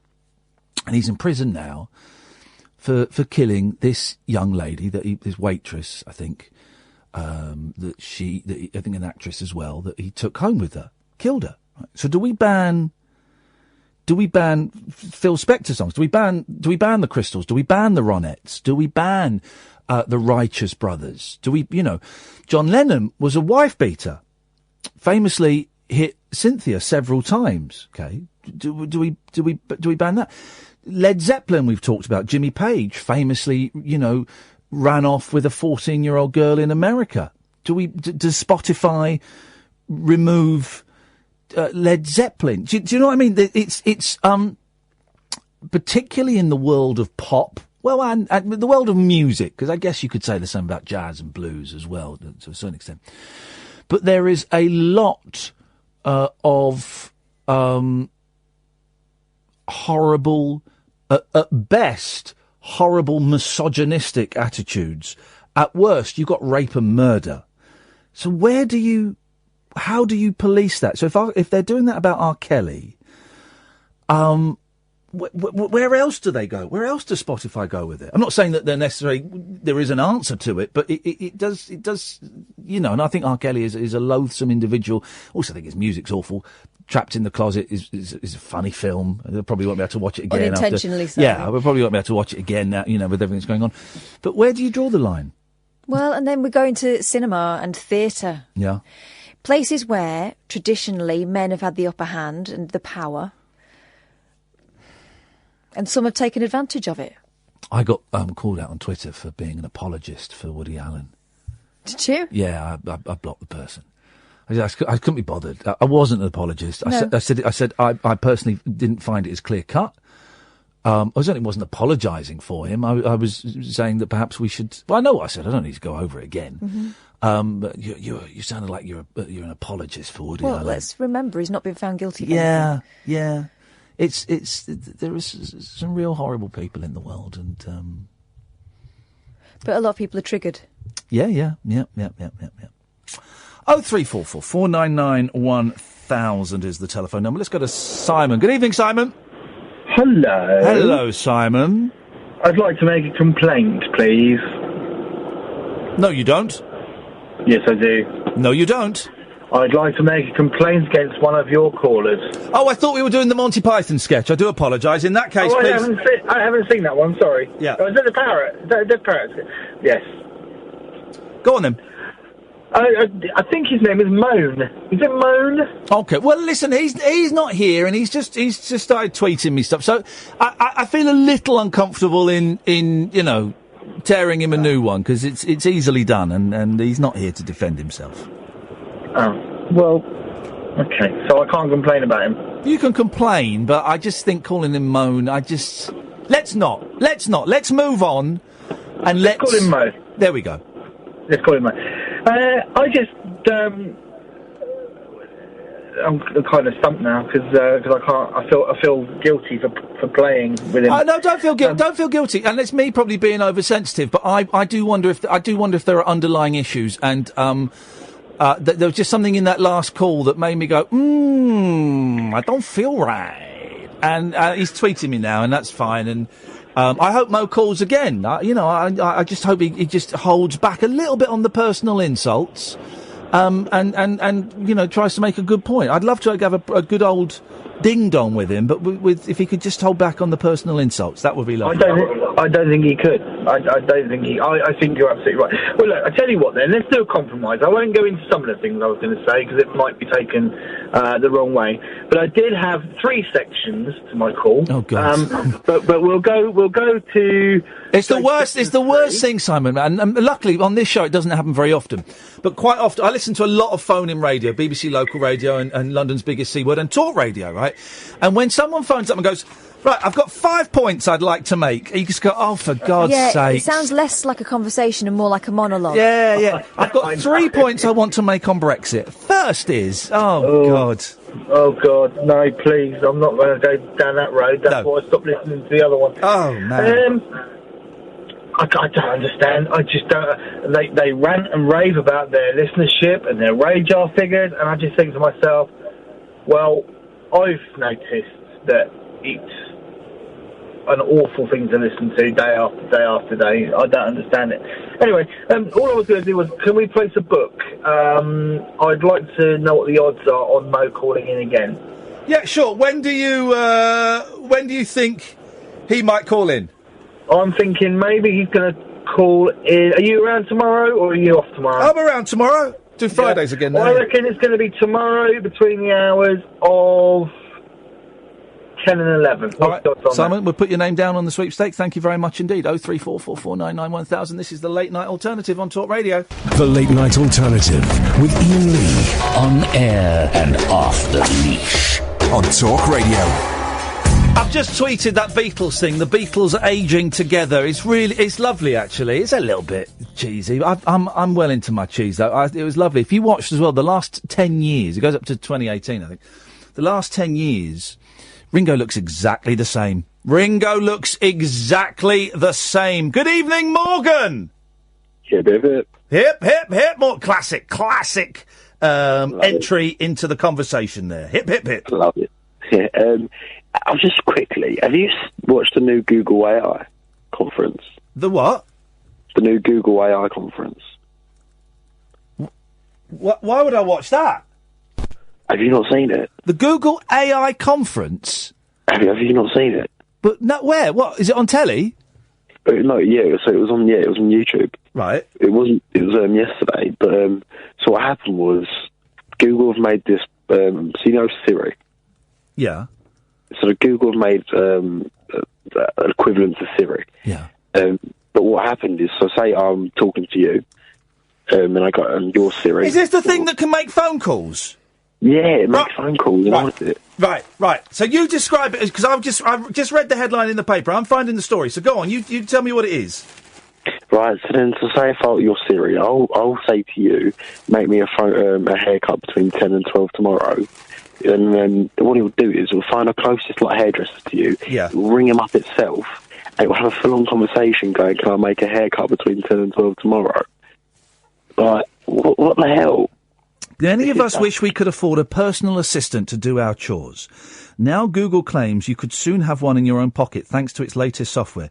The Google Assistant Duplex, catchy, which is being piloted this summer, is able to make phone calls without the person on the end of the phone knowing they are not talking to a real person because it mimics human behaviour. Oh, I'd work it out. The software is said to understand complex sentences and fast speech.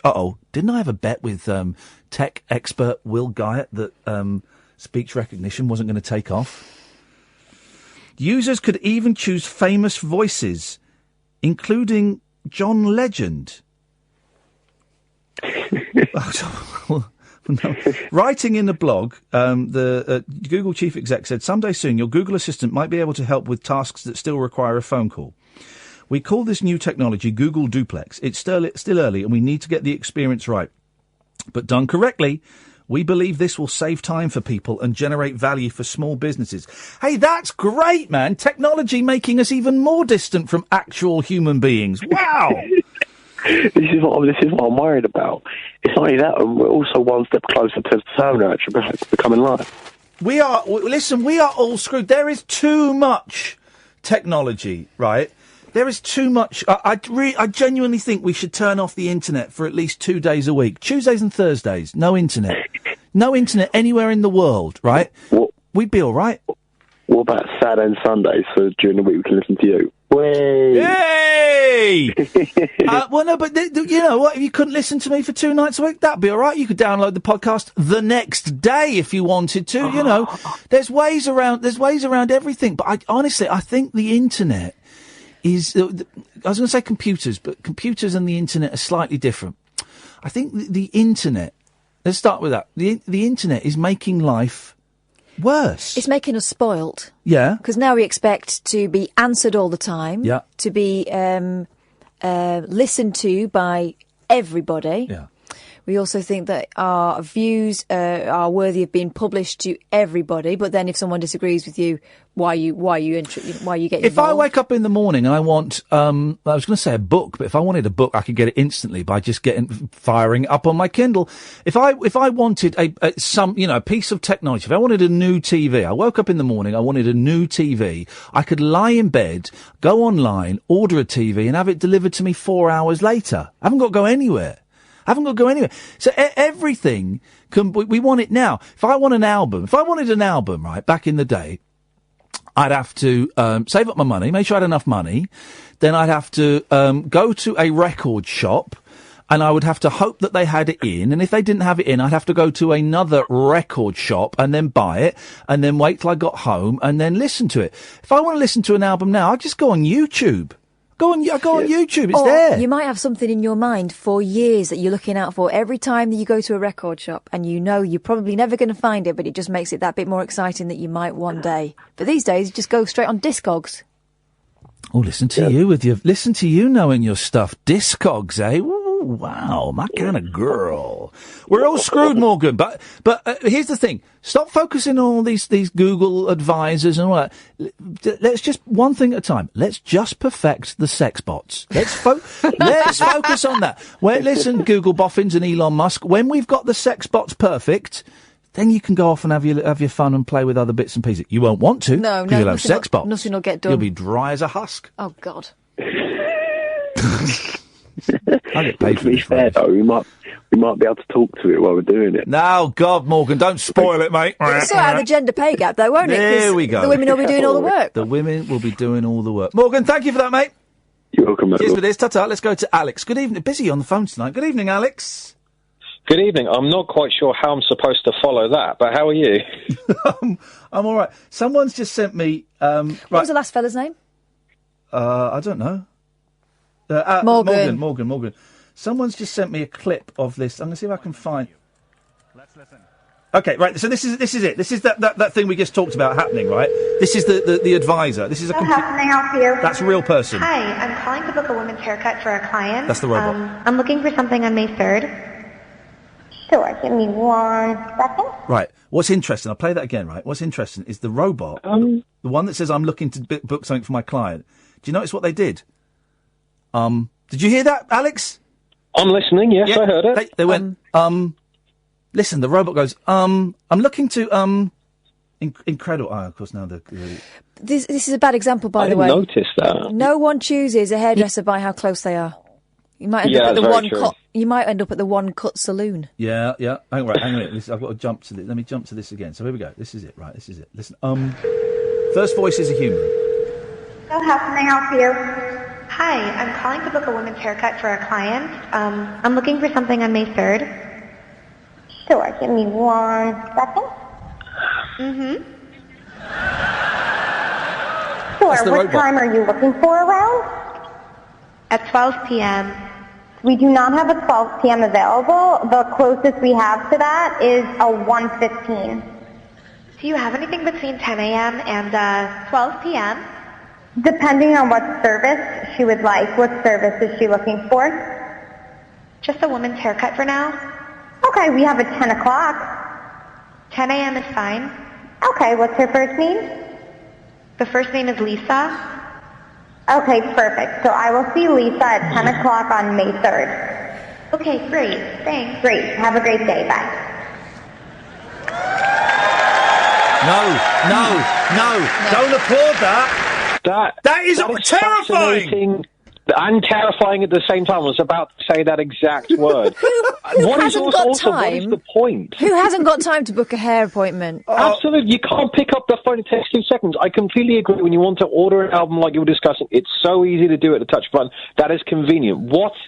Who sat there thinking, I really wish someone could call someone for me and just book an appointment that would take 20 seconds out of my life. It would make everything that much better for me. What is the actual point? Also, my barbers don't have appointments. You just got to go in and wait. But I guess that is like the entry level basic demonstration. I guess what they're saying is, at some point in the future, it will be able to do. It will be more complex than following that simple conversation. It won't be as seamless as that. There'll be loads of times where it can't connect and, sorry, can you repeat that? And get with Sirius all the time. But I don't agree with the technology advancements making it easier for people to communicate less. It's the complete opposite of what technology should do. Yeah. Also, whenever I get those phone calls at home where it's a marketing call, but they haven't even been asked to ring me themselves, and it's a, hello, I just put the phone down, because if they haven't got time to talk to me, I haven't got time to talk to them. No, don't. Because do you know what? I would get suckered in for that, because I've got a mate that I phone, right? And every time he answers the phone, I go, hey, Jonathan, hey. Oh, it's your answer phone, isn't it? Because his answer phone message is recorded in quite a noisy street, so you just hear traffic, and then, hi, this is Jonathan, I can't take your call right now. Every time I fall for it. So actually, a robot like that, I'd be suckered in. God, listen to your stomach. I know. Technology is driving us further apart, Alex. It is not, it is not helping us. It is creating anxiety problems amongst young people. Yes. It's allowing bullying to continue. Well, you can't switch off. It's made mine so much worse. No, you're absolutely right. It's damaging to my mental health, because it's sort of like you're a rat looking for a pellet of just appreciation or some slight piece of, oh, hi, you look nice. Or people sort of tailored their online lives, their Instagram in particular, their Twitter, to have it look a certain way, like everything's always going very, very well, and it's not my Twitter. my Twitter's the car crash. no, but I admire the fact that you're honest and you wear your heart on your sleeve when things are going wrong. And I don't know too much about what's going on in your personal life. I don't really want to. I just want to say, I hope all the best for you in the future. Hang in there. Hey, thank you, man. Bless you. I appreciate that. But so how has the technology affected your anxiety then? When things have not gone particularly well in my life, I can lean on it as a crutch, and I also can get a little bit self-destructive and just say things I shouldn't say or just take things the wrong way, and it doesn't do me any good. It certainly doesn't do anybody else I talk to any good when I'm in a mood like that. Yeah. And recently with some certain things in my personal life, other people have used social media as a tool to try and cause rift between friends of mine or tailor things to look like they are a certain way when they're not. And it's very insidious. The other day, it turned out, had looked through my Twitter, had looked through conversations I was having publicly, like you can look through the people's replies, screenshotted it and sent it to my partner as if to try and get dirt on me. I was just having a very just casual conversation about moving apartments and having to find a place for my stuff. And he's like, oh, so he's already moved. Just basically taking aspects of my life. Somebody that I don't interact with on a daily basis, just stalking me, essentially. This is one of the many reasons, and there are several reasons, but I delete my tweets quite regularly. And the first time I did it, I had, 100,000 tweets or whatever.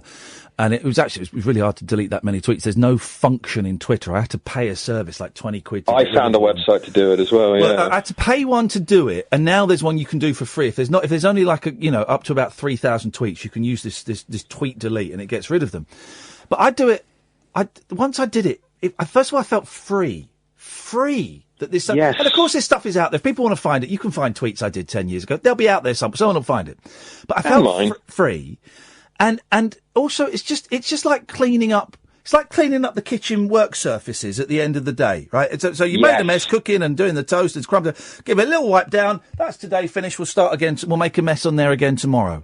And people think it's weird. People think I've got something to hide. The newspapers don't have a clue how to handle a celebrity deleting their tweets. You're taking away their reporters' fuel, aren't you? They think it means I'm nuts. How are they going to make up stories based off little to no evidence? Exactly. How are they going to do that now, Ian? Alex, I don't know. Alex, thank you for that, man. Appreciate that call.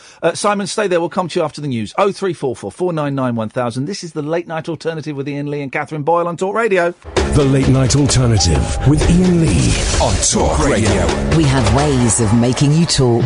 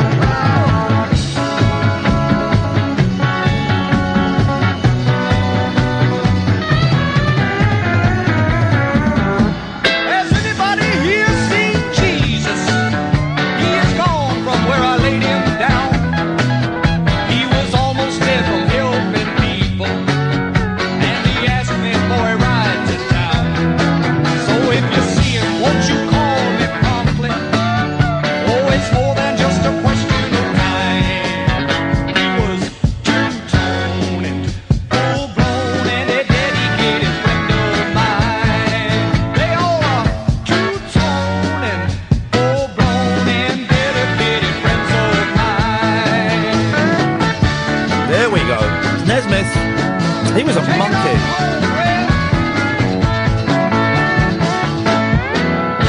0344 499 1000. I'm reminded, of course, that we should be playing. Well, I've been thinking about this a lot. Although, as much as I love the title "Hit or Shit," we probably can't get away with doing it on a regular basis. So, Billy Hayes came up with a suggestion. Yes or S? Right. We can't. We You cannot. know, I came up with that last night. I said S word, the S word. No. Yeah. We You can't. say yes word or the S word. But anyway. Well, that's different then. But Yes you'll word. hear it. You'll hear it when he says it because it's something to do with having testicles makes your voice louder. I don't know if Billy's got testicles. I've not. I wouldn't even assume. Maybe he's had them removed. Maybe he's had ball cancer twice. Oh, suddenly you're not so clever. Now you're mocking a man who's had ball cancer twice and had both his testicles removed. Outrageous. Billy, can you let us know your ball situation, please? And we'd have to have a photograph. No. Oh, God, yes, we would. I'll just believe you. Could be a castrato. I've heard him sing. Well. Because as much as I love we can't have a feature where for 5 People minutes... scream down the phone. Shit. Can't. So, all right, the yes word or the S word, okay? We're going to play that a bit later on. A guy called Patrick has sent me a song. Patrick is one of Rainbow George's friends. Met Patrick, had a really... when we went to Rainbow George's party. We heard him perform. Yeah, I liked him a lot. I had a really nice chat with him. He's an American guy. He's got a British band. And we'll play that... I tell you what, we'll do that after 12:30. And you can phone in straight to air and you say the S word or the S word. All right? It's such a great feature. I mean, that name, I don't know. We can't say it. We can't do it, can we? We can't. God, if I'm saying we can't, imagine how bad it must actually be. Just trying to think if there's a clever reach around. No, I tell you what we do. Tonight we do the yes word or the S word. Tomorrow... Tune or poo. Tomorrow you ask our boss. I'm not asking him. I never see him. You're the producer. You're the flipping producer. No, you know and I know what. Do a little bit of production. No, you're right. No, I don't know if I am right. Yeah, I would right. like you. You're right. No, I don't approve of swearing. Oh, you're such an and you've put a post-it note on there that says don't swear. So you're an arsehole. Good evening, Simon. Hiya, Ian. Hiya, Kath. Sorry, you've joined us during a spat. It's a little bit tense here at... I heard it. Let's hope I can lighten the mood a little bit. Let's hope so, mate. I really do hope so. There's a lot of pressure on you, buddy. Let's hope you can do this. I'm finished. First of all, the Mo sweepstake. The what? The Mo sweepstake. Oh, yeah, the Mo sweepstake. Hang on. We have a winner. Go on. Sit, stand, walk on YouTube. Tis or taint. No, that's terrible. I'm not having that. Lane says smash or gash. No. Yes, the Mo sweeps. When do you think Mo will call in again? 10:01 tomorrow night. Okay. But then I think you'll probably keep him on hold until 10:56. Okay. So when you've got the news is a good excuse to finish the call at 11. News as a buffer. Mo was on Twitter early on insisting I read out his tweet on air. Doesn't get it. I've had to time him out on YouTube for being abusive. Doesn't get it. Anyway.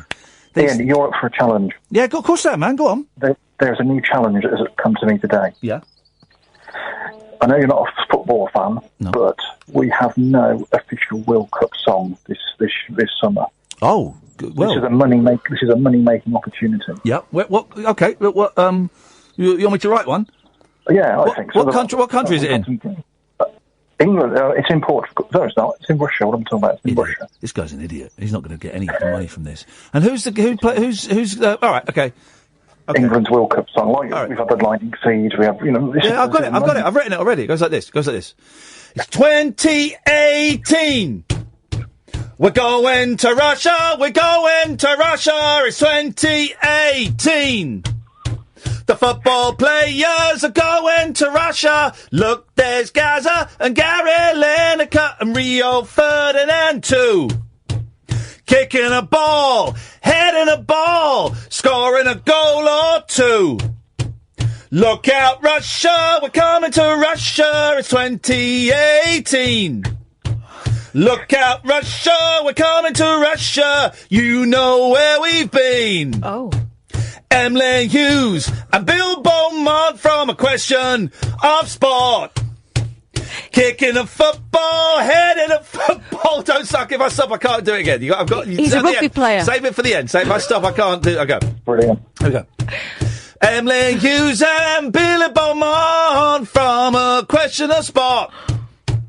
Kicking a ball, heading a ball, doing what they thought was right for England. England! England! England! All together now! England! England! England!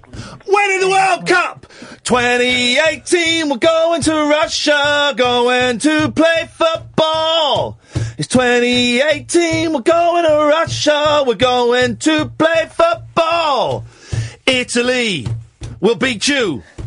France will beat you. Germany I get this one. will draw with you. Well. Brazil, we might lose to you. Finland will beat you. Russia will beat you. America will beat you. Cameroon, we beat you. All the other countries, we're going to beat you. We're going to win the World Cup.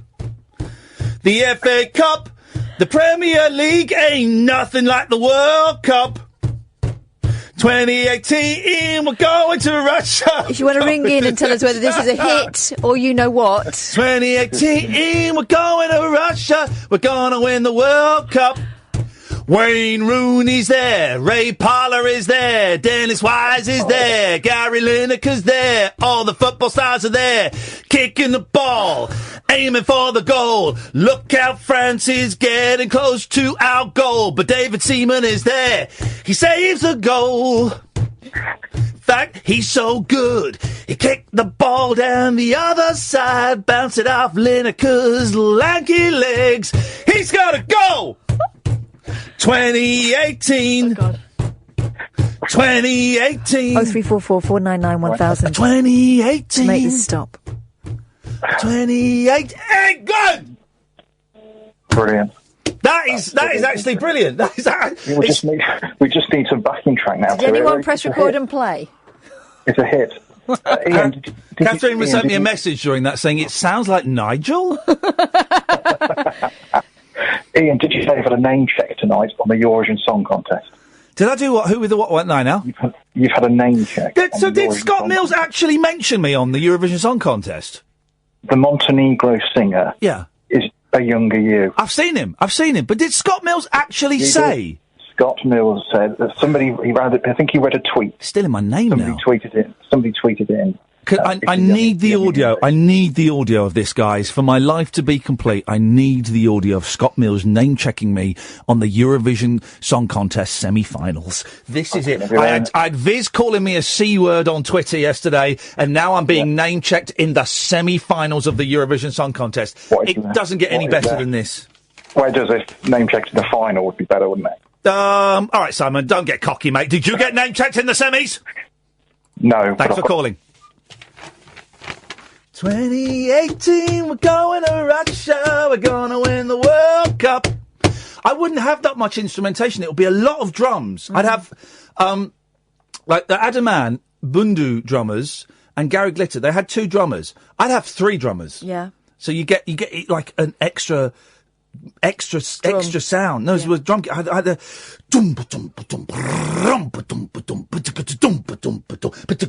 but they're all doing exactly the same thing.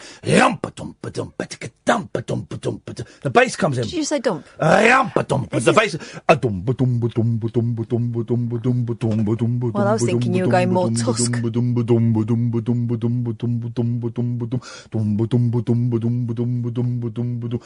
2018, we're going to Russia, we're going to win the World Cup. Yeah, you were singing! It's catchy! Raising your eyebrows! Writing down, you sound like Nigel. Oh, but you couldn't resist having a little singy song with me! You joined in! You know why? It's infectious. Contagious. It's contagious, that song. It's contagious. And you couldn't resist it. It's an earworm! And you and I know, I'll get home tonight, I'll be playing Overwatch, and I'll get beep beep. Who's messaging me at 3:30 in the morning? It's Catherine. What does Catherine want? Thanks, mate. I've got that bloody football song stuck in my head now. Yeah, baby! Oh, yeah! Oh, I wish I had big foam hands now, because they'd be right in your face. Your hands are big enough, and if they come any closer, I will bite them. Oh, yeah! Have you ever written a football hit? I have. 0344 499 1000. This is Talk Radio. Unmissable late night radio with the original king of unconventional conversation. Make contact with Iain Lee. The Late Night Alternative with Iain Lee on Talk Radio. Luke Haynes, international pop star, rock star, auteur. That's the name of the band, and you could also describe it as an auteur as well. He wants in on this track. He's just sent me. Smell the pounds. And I would cut a very, very reasonable 90-10 deal in my favour. He wants in. He wants to be the lightning seed to my Baddiel Skinner. Who was the lightning seed? What was his name? Oh, I don't know. He looked like David Baddiel. Joey Lyman, Tommy Delaware. What was the name of the lightning seed? Ian Brody. That was Tommy Delaware. I just had to say names and it would come out, and it worked. My technique for remembering a name worked. Yours to sit there and go, I don't know, it didn't work. Don't.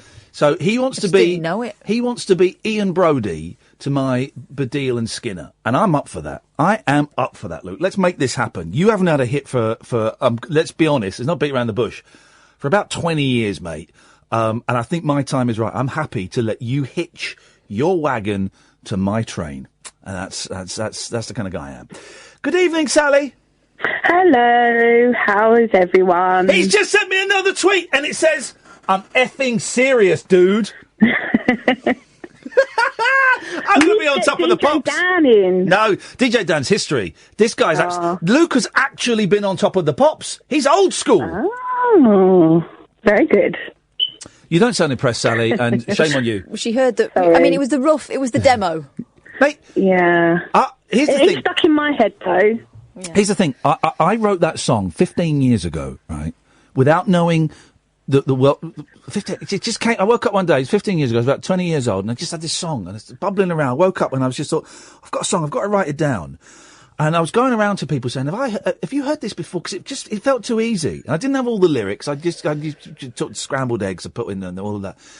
But then over time, the lyrics came. I didn't know 20 years ago the World Cup was going to be in Russia in 2018. No. I didn't know all those football players that I mentioned and a rugby player. And Bill Bowman. I didn't know those people were going to be there. I didn't know the nationalities of the teams that were going to be there and that we were going to beat. So it has to happen. This is Kismet. My songs are like children. You raise them, you give birth to them, you raise them, you nurture them, you feed them, you tolerate them, then you let them out into the wild, and everyone else has to deal with it. You see them going off and living their own lives, and it's hard. It's hard being a parent. By parent, I mean songwriter, but it's what I was born to do. It's what I was born to do. Spawning songs. Anyway, Sally, sorry, I'm getting a little bit emotional there, That's all right. The muse has been stimulated. Yeah, that's all right. Yes. Right, talking about technology and social media and that. Media? Media. You said media. Yes, yeah. I know, sorry. Do you remember that documentary, Catfish? Yeah, it was fake, wasn't it? No. Well, apparently it wasn't. I don't know. Well, hang on a minute. If I go apparently it was, where does that leave us? This is the guy who was getting chatted up by a horny young lady on the internet, and then he went and met her, and it was an old woman. Yeah. Right. Well, they made it into a TV show. Okay. And I've quite become obsessed with it. It's absolutely fascinating about what people can do. It's a bit like Cheaters, but Catfish. Oh. It's really good, and it's just amazing what these people can do, and it's quite scary. Yeah. Because I met my last 3 relationships online or on the telephone, and I just thought it'd be a show you might be interested in. It's because you were interested in Cheaters. Yeah. But yeah, it's like people getting revenge on other people, family members catfishing their own cousins. All right, so someone would have pissed someone off. So person A is annoyed with person B. So person A goes online pretending to be a hot young man or hot young woman just to wind up person B. Yeah, there was this one woman who'd done it to her cousin, pretending to be a bloke for 3 years. Even they were speaking on the phone and she was dropping her voice. Yeah. And she was doing it all because he called her fat once. There was a great story in the papers a few years ago about an older woman. I think she lived in Wales. and she was pretending to be a hunky young doctor. And a handful, I say a handful, I seem to remember about 4 or 5 women being interviewed in the story, but it may have been more, of young women had fallen in love with this hunky doctor and totally bought into it. And of course, never met. And then the relationship was ended, or whatever. And it was all traced back to this woman living in Wales, a very bitter, lonely, angry woman in Wales. I mean, some of these people were sending them money. I mean, one was even giving them their bank details and things like that. They get so sort of emotional and falling in love and everything that they do really stupid things. But so I don't understand how the TV show works. How do they know this is happening?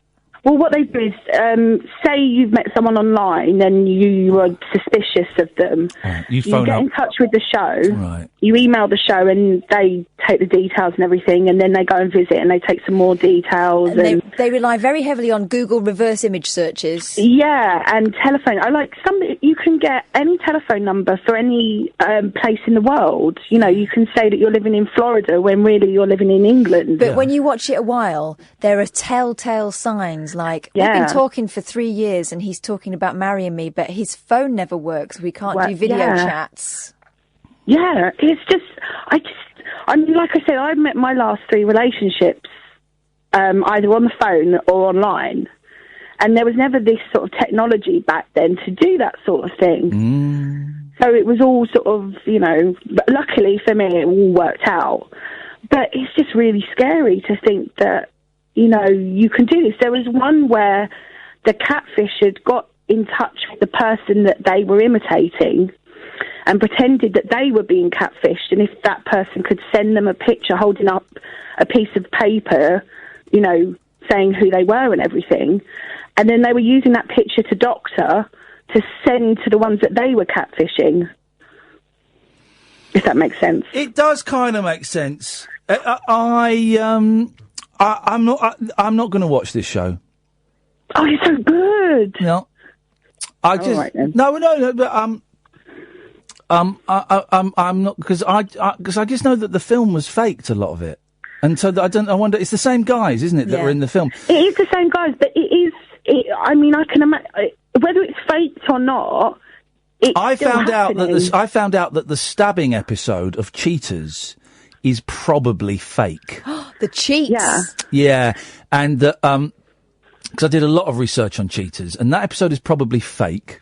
Yeah. Because there are no records of emergency services being called, and the ambulance that turned up was actually a private ambulance that you can hire. There's loads of things like that. Yeah. And there have been stories of some of the people in Cheaters coming out as actors being paid. And it also transpires that cheating isn't a crime. Yeah, it's not illegal. It's not against the law. I mean, it's naughty, but it's not a crime. Yeah. Did you watch the wedding episode? No, of Cheaters. Oh, that was. I mean, if they were acting, they were really good actors. Oh, I love Cheaters, and I bought a DVD of it for 89p, but it was only 90 minutes worth of cheating on there. It wasn't. I thought it was going to be like 5 episodes or something. It's 90 minutes. 89p. That works out about 0.75 pence a minute, which actually isn't bad odds for. And you did get to see boobs. Yeah, and it was uncut, so the boobs weren't pixelated, and the F words weren't bleeped. Yeah, it's great. Actually, I wonder if I can buy some more Cheaters. That's what I'm going to do.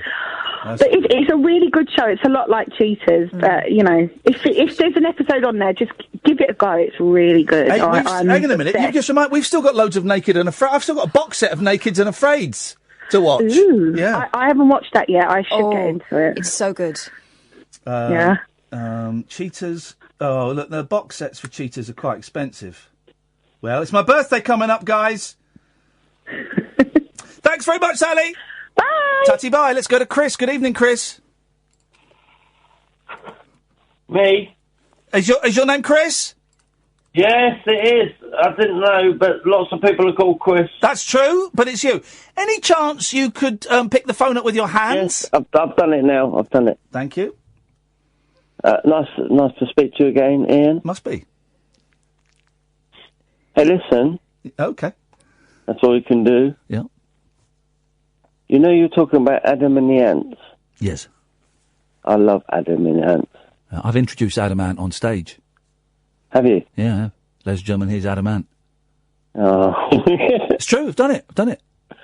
Oh, well, hats off to you. I love Adam and the Ants. Yep. Can you name 3 of their albums? Dirk Wears White Socks. Yes. Kings of the Wild Frontier. Get in. And Adam and the Ants' Greatest Hits. I was trying to think, there's one before Dirk Wears White Socks that's really rare and isn't actually that good, but it's really rare and collectible, but I can't think what it's called. I thought Dirk Wears White Socks was the first one. No, I think there was one before that was like... let me look. There was one before that he put out on like his own label or something. Hang on, let's look at Adam and the Ants' discography.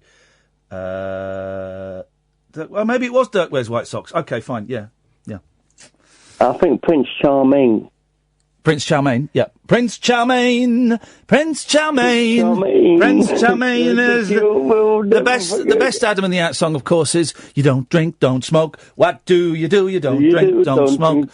What do you do? Subtle innuendo follows. Something inside. Goody two shoes. Well, I had a 7-inch on vinyl. Okay, everyone's making their own jokes. Well done. That was a joke. Okay, right. Because people would say 7-inch and you think, but penis. Okay, and it was a record. Okay, yep. No. No, mine's only 6. I measured it. Okay. And I shaved. Okay, well, that's great, Chris. Thank you so much for calling. No, listen, please. Okay, well, I have been, and so far it's been utter bollocks, but okay. On the other side of the 7-inch Prince Charming song is a song called Beat My Guest. Okay. By Adam and the Ants. That's great. Thank you very much. The B-side, by Adam and the Ants. Fancy. On the B-side of a song by Adam and the Ants. Wowzers. Prince Charming. Hey, 0344 499 1000 is the phone number. When we come back from the break, we're going to play Hit or Shit, but we don't call it that anymore because we probably can't. So we're going to call it the yes word or the... Tis or taint. No, we're not. I don't like that. We're going to call it the yes word or the S word. So I'm going to play a song. I'll explain it after this. Grow up. The Late Night Alternative with Iain Lee on Talk Radio. So, this is the way it works. We're going to play a song that has been sent in to us, and you phone up. Calls will go straight to there for the next 3 or 4 minutes. I've not heard this song, so I genuinely don't know. Calls go straight to air, and you simply phone up, and you pass a little critique on it, and you can just be as brief as say the yes. You can just say yes, or you can say the S word, or you can do a little bit more if you want. Say yes or S. Yes, there we go. So you can say those things, or you can say a little bit more, and at the end we tally up the votes, and then we break someone's dreams. So 0344 499 1000 is the telephone number. Let me just get this song. This is from Patrick, who we met at Rainbow George's event. He's a gentleman from the United States of A. And he's got a band, and this is their song, 0344 499 1000.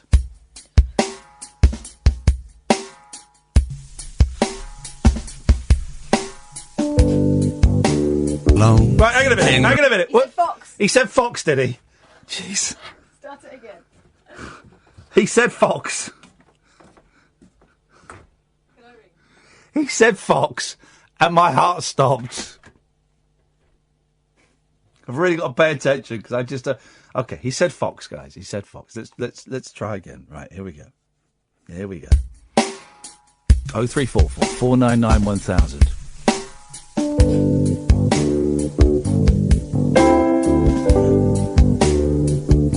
I am the midnight fox, and I'm walking alone, hanging around your blocks under cover of night. My eyes do shine under Brixton light. One look, shake my tail. Hello, caller. Yes word or S word?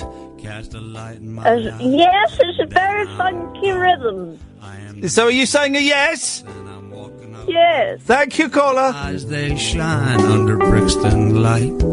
I am the midnight fox, and I'm walking. Hello, caller. Yes word or S word? Hello. Yes, the S word or the S word? I don't really know. It's kind of odd. S. Thank you for S. Okay. Songs upon a 03444991000. My way home, feeling alright. Same old Acre Lane nights, getting on down in this party town. Singing songs upon a star cloud on the street, making my way home, feeling alright. Same old Acre Lane nights. 03444991000. Singing songs upon a star cloud on my street home, feeling alright. Hello, caller. Ian, what is this? It's utter S word. Okay, thank you very much, caller.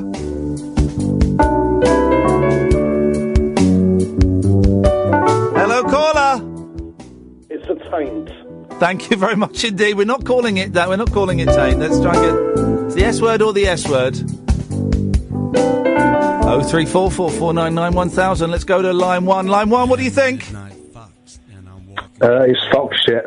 Okay, fox. Okay, that's disrespectful. Of night, my eyes do shine under Brixton light. 03444991000. Tail, moving on, catch a light in my eyes, then I'm gone.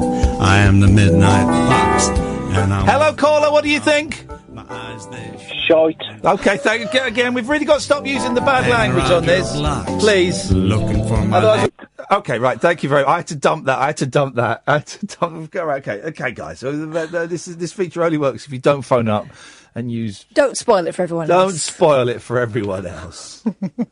That was Patrick Lyons from. I think his group is called Bluegrass. The song is Acre Lane Nights, and he sent this in to find out if this is a hit or shit. But it's shit, Patrick. Thank you. If you want to send a song in. Well, I enjoyed it personally. I liked it. People have spoken. I've got to go with the consensus. It's not up to me. I liked it. I did. I had a heart attack every time he said Fox. But I enjoyed it. Patrick. But it's not up to me. It is up to the people. If you are brave, and you've got to be brave. And by the way, some of you, I noticed, have sent me other people's songs. Right? That's That's a little bit sneaky, right? If you do it with permission, okay? Don't go, I've got a mate who's in a rubbish band. Have a listen to this. Or maybe we'll do that. I don't know. But if you can take a pasting and you want your song heard on national radio. I say national. It's only on DAB and online. It's semi-national. It's not proper radio. It's not like FM or medium wave, my mum can't get this radio station, so that is not, it's like being on Channel 5. It doesn't really count. You're on the telly, but not really. Then send it to me, Iain@IainLee.com, and you'll probably be torn to pieces by a bunch of Philistines, unemployed stoners.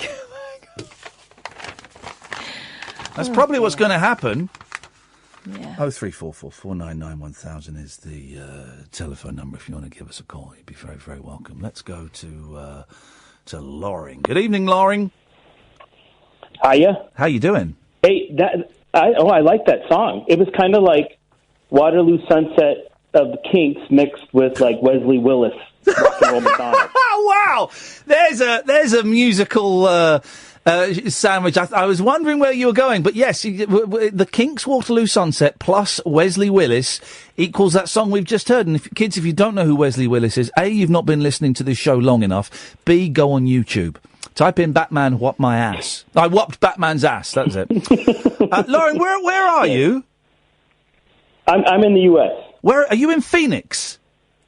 Yes. There we go. This guy's actually in Phoenix, Arizona. Isn't that amazing? Genuinely, I'm always amazed that people can listen to us around the world and they can phone us up around the world. That's incredible. Yes, there are huge pockets of this country that can't hear us, but you can hear us over there. By the way, here's the thing, Lauren. I really want me and Catherine to get a job on American radio, right? And last week, I went through all of the speech radio stations based in New York. It's about 60 or 70 of them, and I emailed all of them. And this is about 2 weeks ago. And today, I still haven't had any replies from any of them. Oh, you need an agent. You need someone over here to help you with that. That's but the problem is, they're going to start with overnights. But there's a guy in Phoenix who started doing mornings. He was over on Absolute. His name's Ian Canfield. Oh yeah, I know Ian. Yeah. Yeah, Ian. Okay, so he's in Phoenix. He's in the Marketeer. He does midday now, but they did have him do the mornings. But now he's doing middays. Ian Canfield works in Phoenix on the radio. What the hell is going on with this world? Ian Canfield, right? I used to work with Ian Canfield at XFM. He used to do the rock show. He would bring in... Yeah, XFM, that was it. He would bring in his own, sort of mixer that he would plug the microphone into, this big thing, then would plug it into the output to make his voice deeper. Oh. It was incredible bit of kit. Sorry? Oh, yeah. Hold on.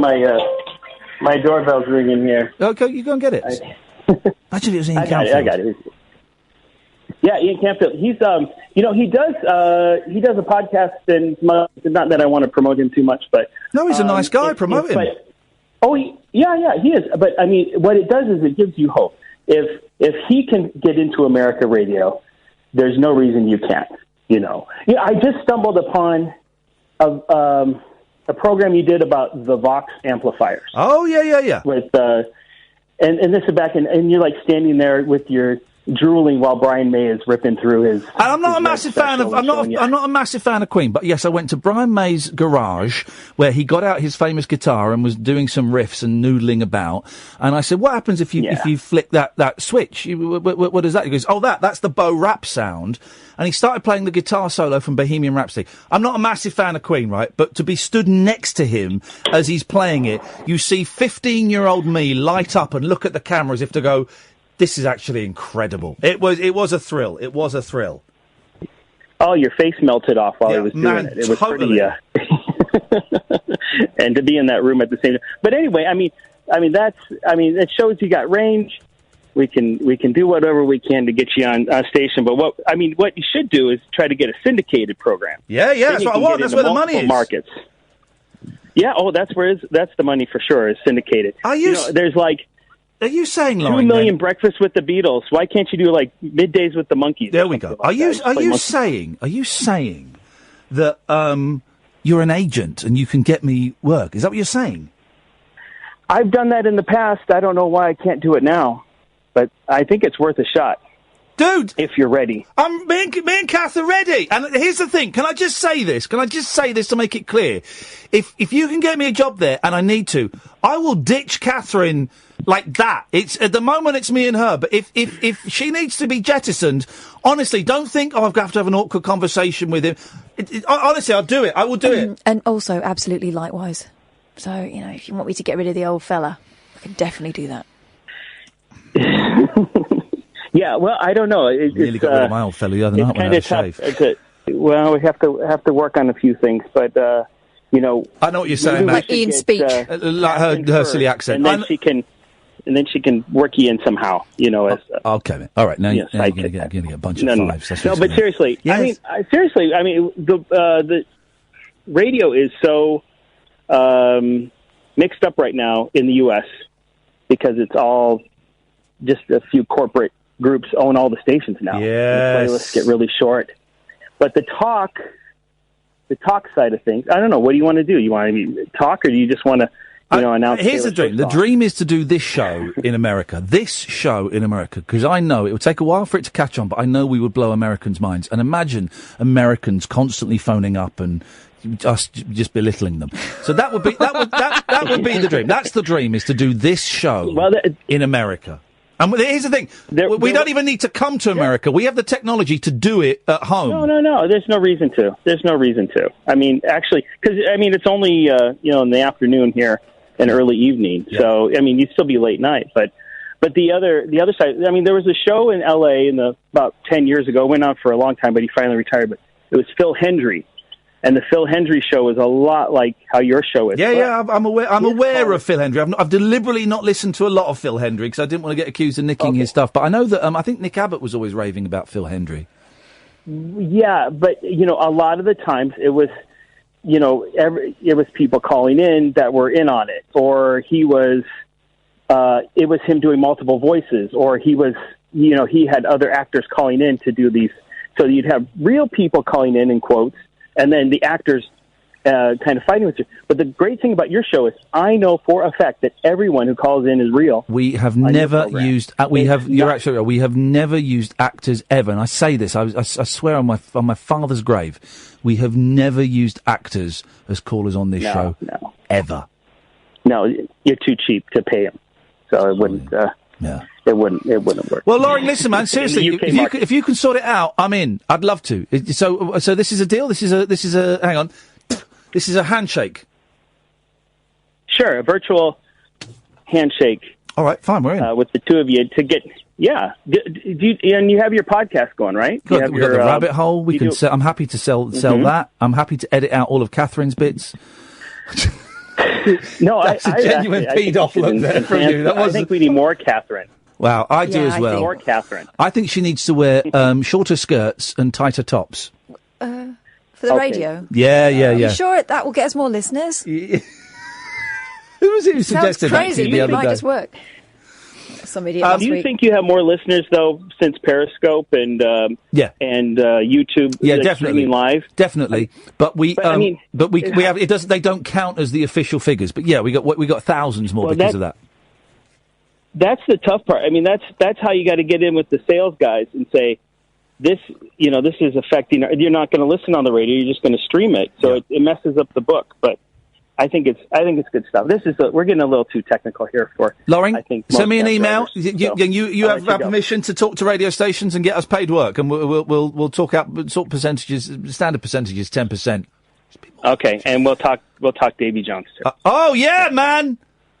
Thank you, Lauren. I'll speak to you again soon. Thanks for calling. All right. Ta-ta. Good night. Bye-bye. There we go. Did we just use the last 15 minutes of this show to try and get a job on another radio station? We might have, yeah. Don't worry, Denny won't be listening. 0344 499 1000. Last 15 minutes of the show before Paul Ross comes in. This is the late night alternative with her and him on Talk Radio. The wild man of late night radio. The late night alternative with Iain Lee on Talk Radio. We have ways of making you talk. Yes, Alistair? Hello? No good will come of this. Hi, how are you doing? I'm doing better than you are, mate. Listen, give us a call when you're sober, buddy. No, I just want to say one thing. I don't know if I want to hear it when you're like this. Well, how do you know how I am? I've not spoken to you for an hour or so. Yeah, you're slurring your words, mate. You were drunk then, you're even drunker now, and it's doing you no good. Give us a call tomorrow when you've sobered up a bit, all right? Yeah, but how are you? How were you when you were in trouble? That's not fair. That's not fair. That's not fair to play that. Okay, I'm sorry. It's not fair. Bye-bye. Okay, bye-bye. Take care of yourself. Got to be careful about laying stuff on other people. You've got to be very careful about laying stuff on other people. And here's the thing, other people. If people lay stuff on you that makes you feel very uncomfortable, or makes you feel put upon, or makes you feel used, or just makes you feel not right, you're allowed to say boundaries is what you're allowed to say. Actually, that's unfair, and I'm walking away from this. You're allowed to do that, and people might think that was harsh there and that was mean. But he's steaming. I don't like talking to drunk people anyway. Drunk people, and I really don't like talking to drunk people.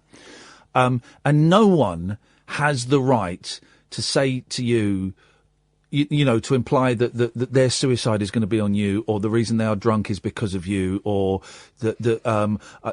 I need you to do this for me. If you're comfortable with people, you know, saying that, then it's fine. But no one has the right to do that to you, and you're allowed to go, actually, stop there. I'm out of here. Thank you very much. Maybe we'll speak when you're sober. And even if you don't want to speak when they're sober, you don't have to. You know, it's fine. 0344 499 1000 is the telephone number if you want to give me a call.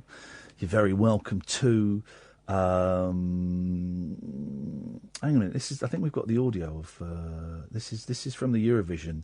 Let's get this. Oh. This is from the Eurovision earlier tonight. Hang on. On to Montenegro. Does look like Iain Lee. Younger version. Catherine says that.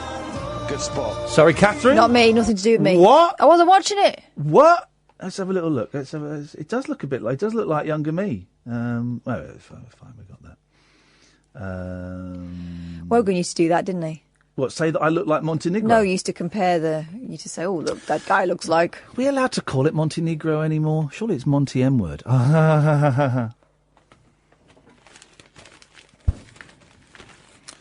Come up with a witty slogan and you're often on to a winner. I tell you what I hate the most in the world. More than I hate diseases, more than I hate racial injustice, more than I hate sex crimes, is witty signs outside pubs and cafes. Or on the underground. Quite often the underground will have these whiteboards. Circle Line is delayed a little bit today, and Piccadilly's fine, but Victoria might be troublesome. Right, that's what it's for. Yeah. But more and more you'll get these people that think they're clever writing massive long tracts of wisdom. Be kind to everyone. You don't know what they're dealing with. All that balls. Here's one from... on the London Underground. So they've written this Daily Mail have collected loads of signs and stuff. So here's one. Quote of the day. It's on the London Underground. It's a quote by Ron White. I believe that if life gives you lemons, you should make lemonade. And try to find somebody whose life has given them vodka and have a party. Here's another one on the London Underground. Don't get your knickers in a twist. Nothing is solved and it just makes you walk funny. I hate funny. Have they bought like a job lot of hilarious fridge magnets? Here's one Just outside. Copying them out. Here's one outside a pub. I'm pretty sure God created only 6 days. Monday was created by Satan. So true. This is a stupid one. There's a sign on a cafe tip jar. Every time you tip, God saves a kitten. They spelled kitten wrong. They spelled it chitin. Well, they've either done. Well, I think they've done I think they've done two T's very, very close together. Very close together.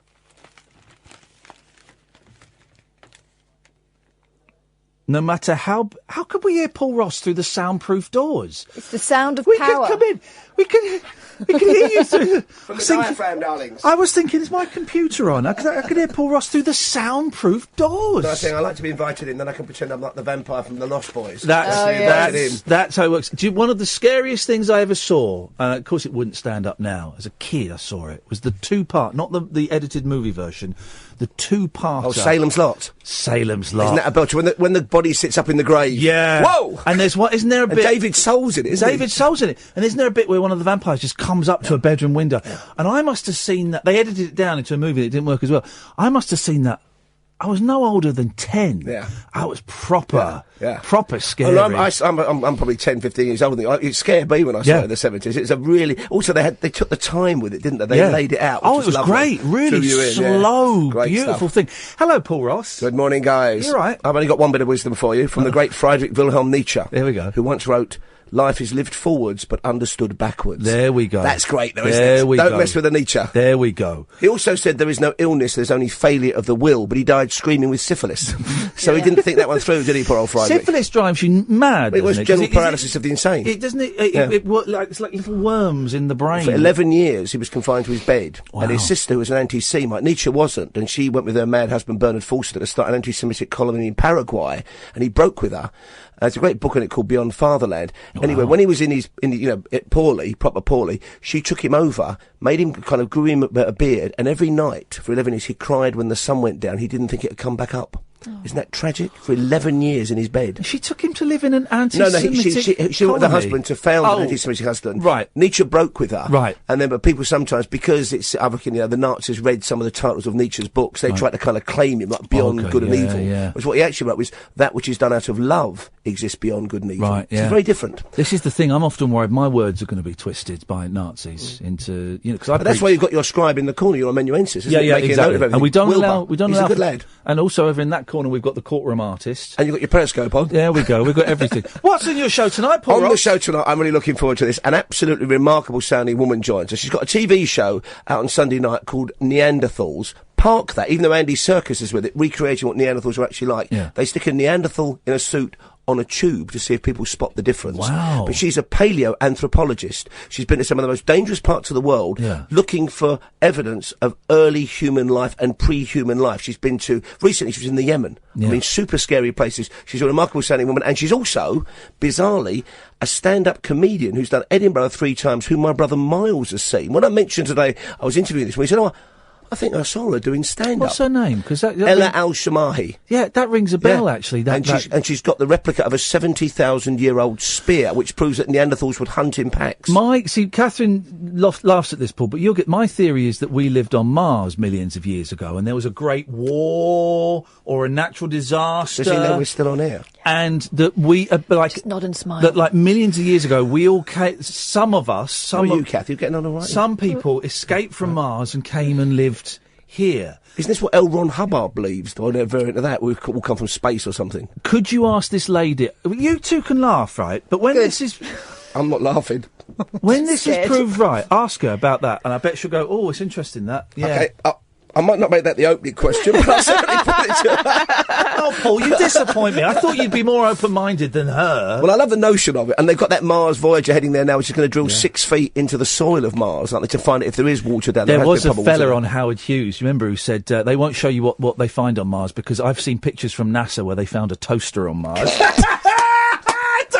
And I think he also said a remote control. Oh. You got 20 seconds. Anything else you're going to sell us? We're also talking to space. We're going through the weekend's TV. Some great stuff on the box for us, which is kind of counterintuitive, but we do it every single Friday. And also we're wrapping up the week's politics, and we now know the date when the next bromance continues between Donald Trump and Kim Jong-un. It's the 12th of June, so we're analysing that. Something to look forward to. Paul, thank you very much indeed. Dear listener, thank you. Catherine, thank you very much. We should probably have words after the show just about attitude and tone. And Okay, thank you very much indeed. Thank you, Sam. Don't forget, go and download the podcast. Paul Ross is up next. We'll be back tonight at 10. Until then, from us, ta-ta!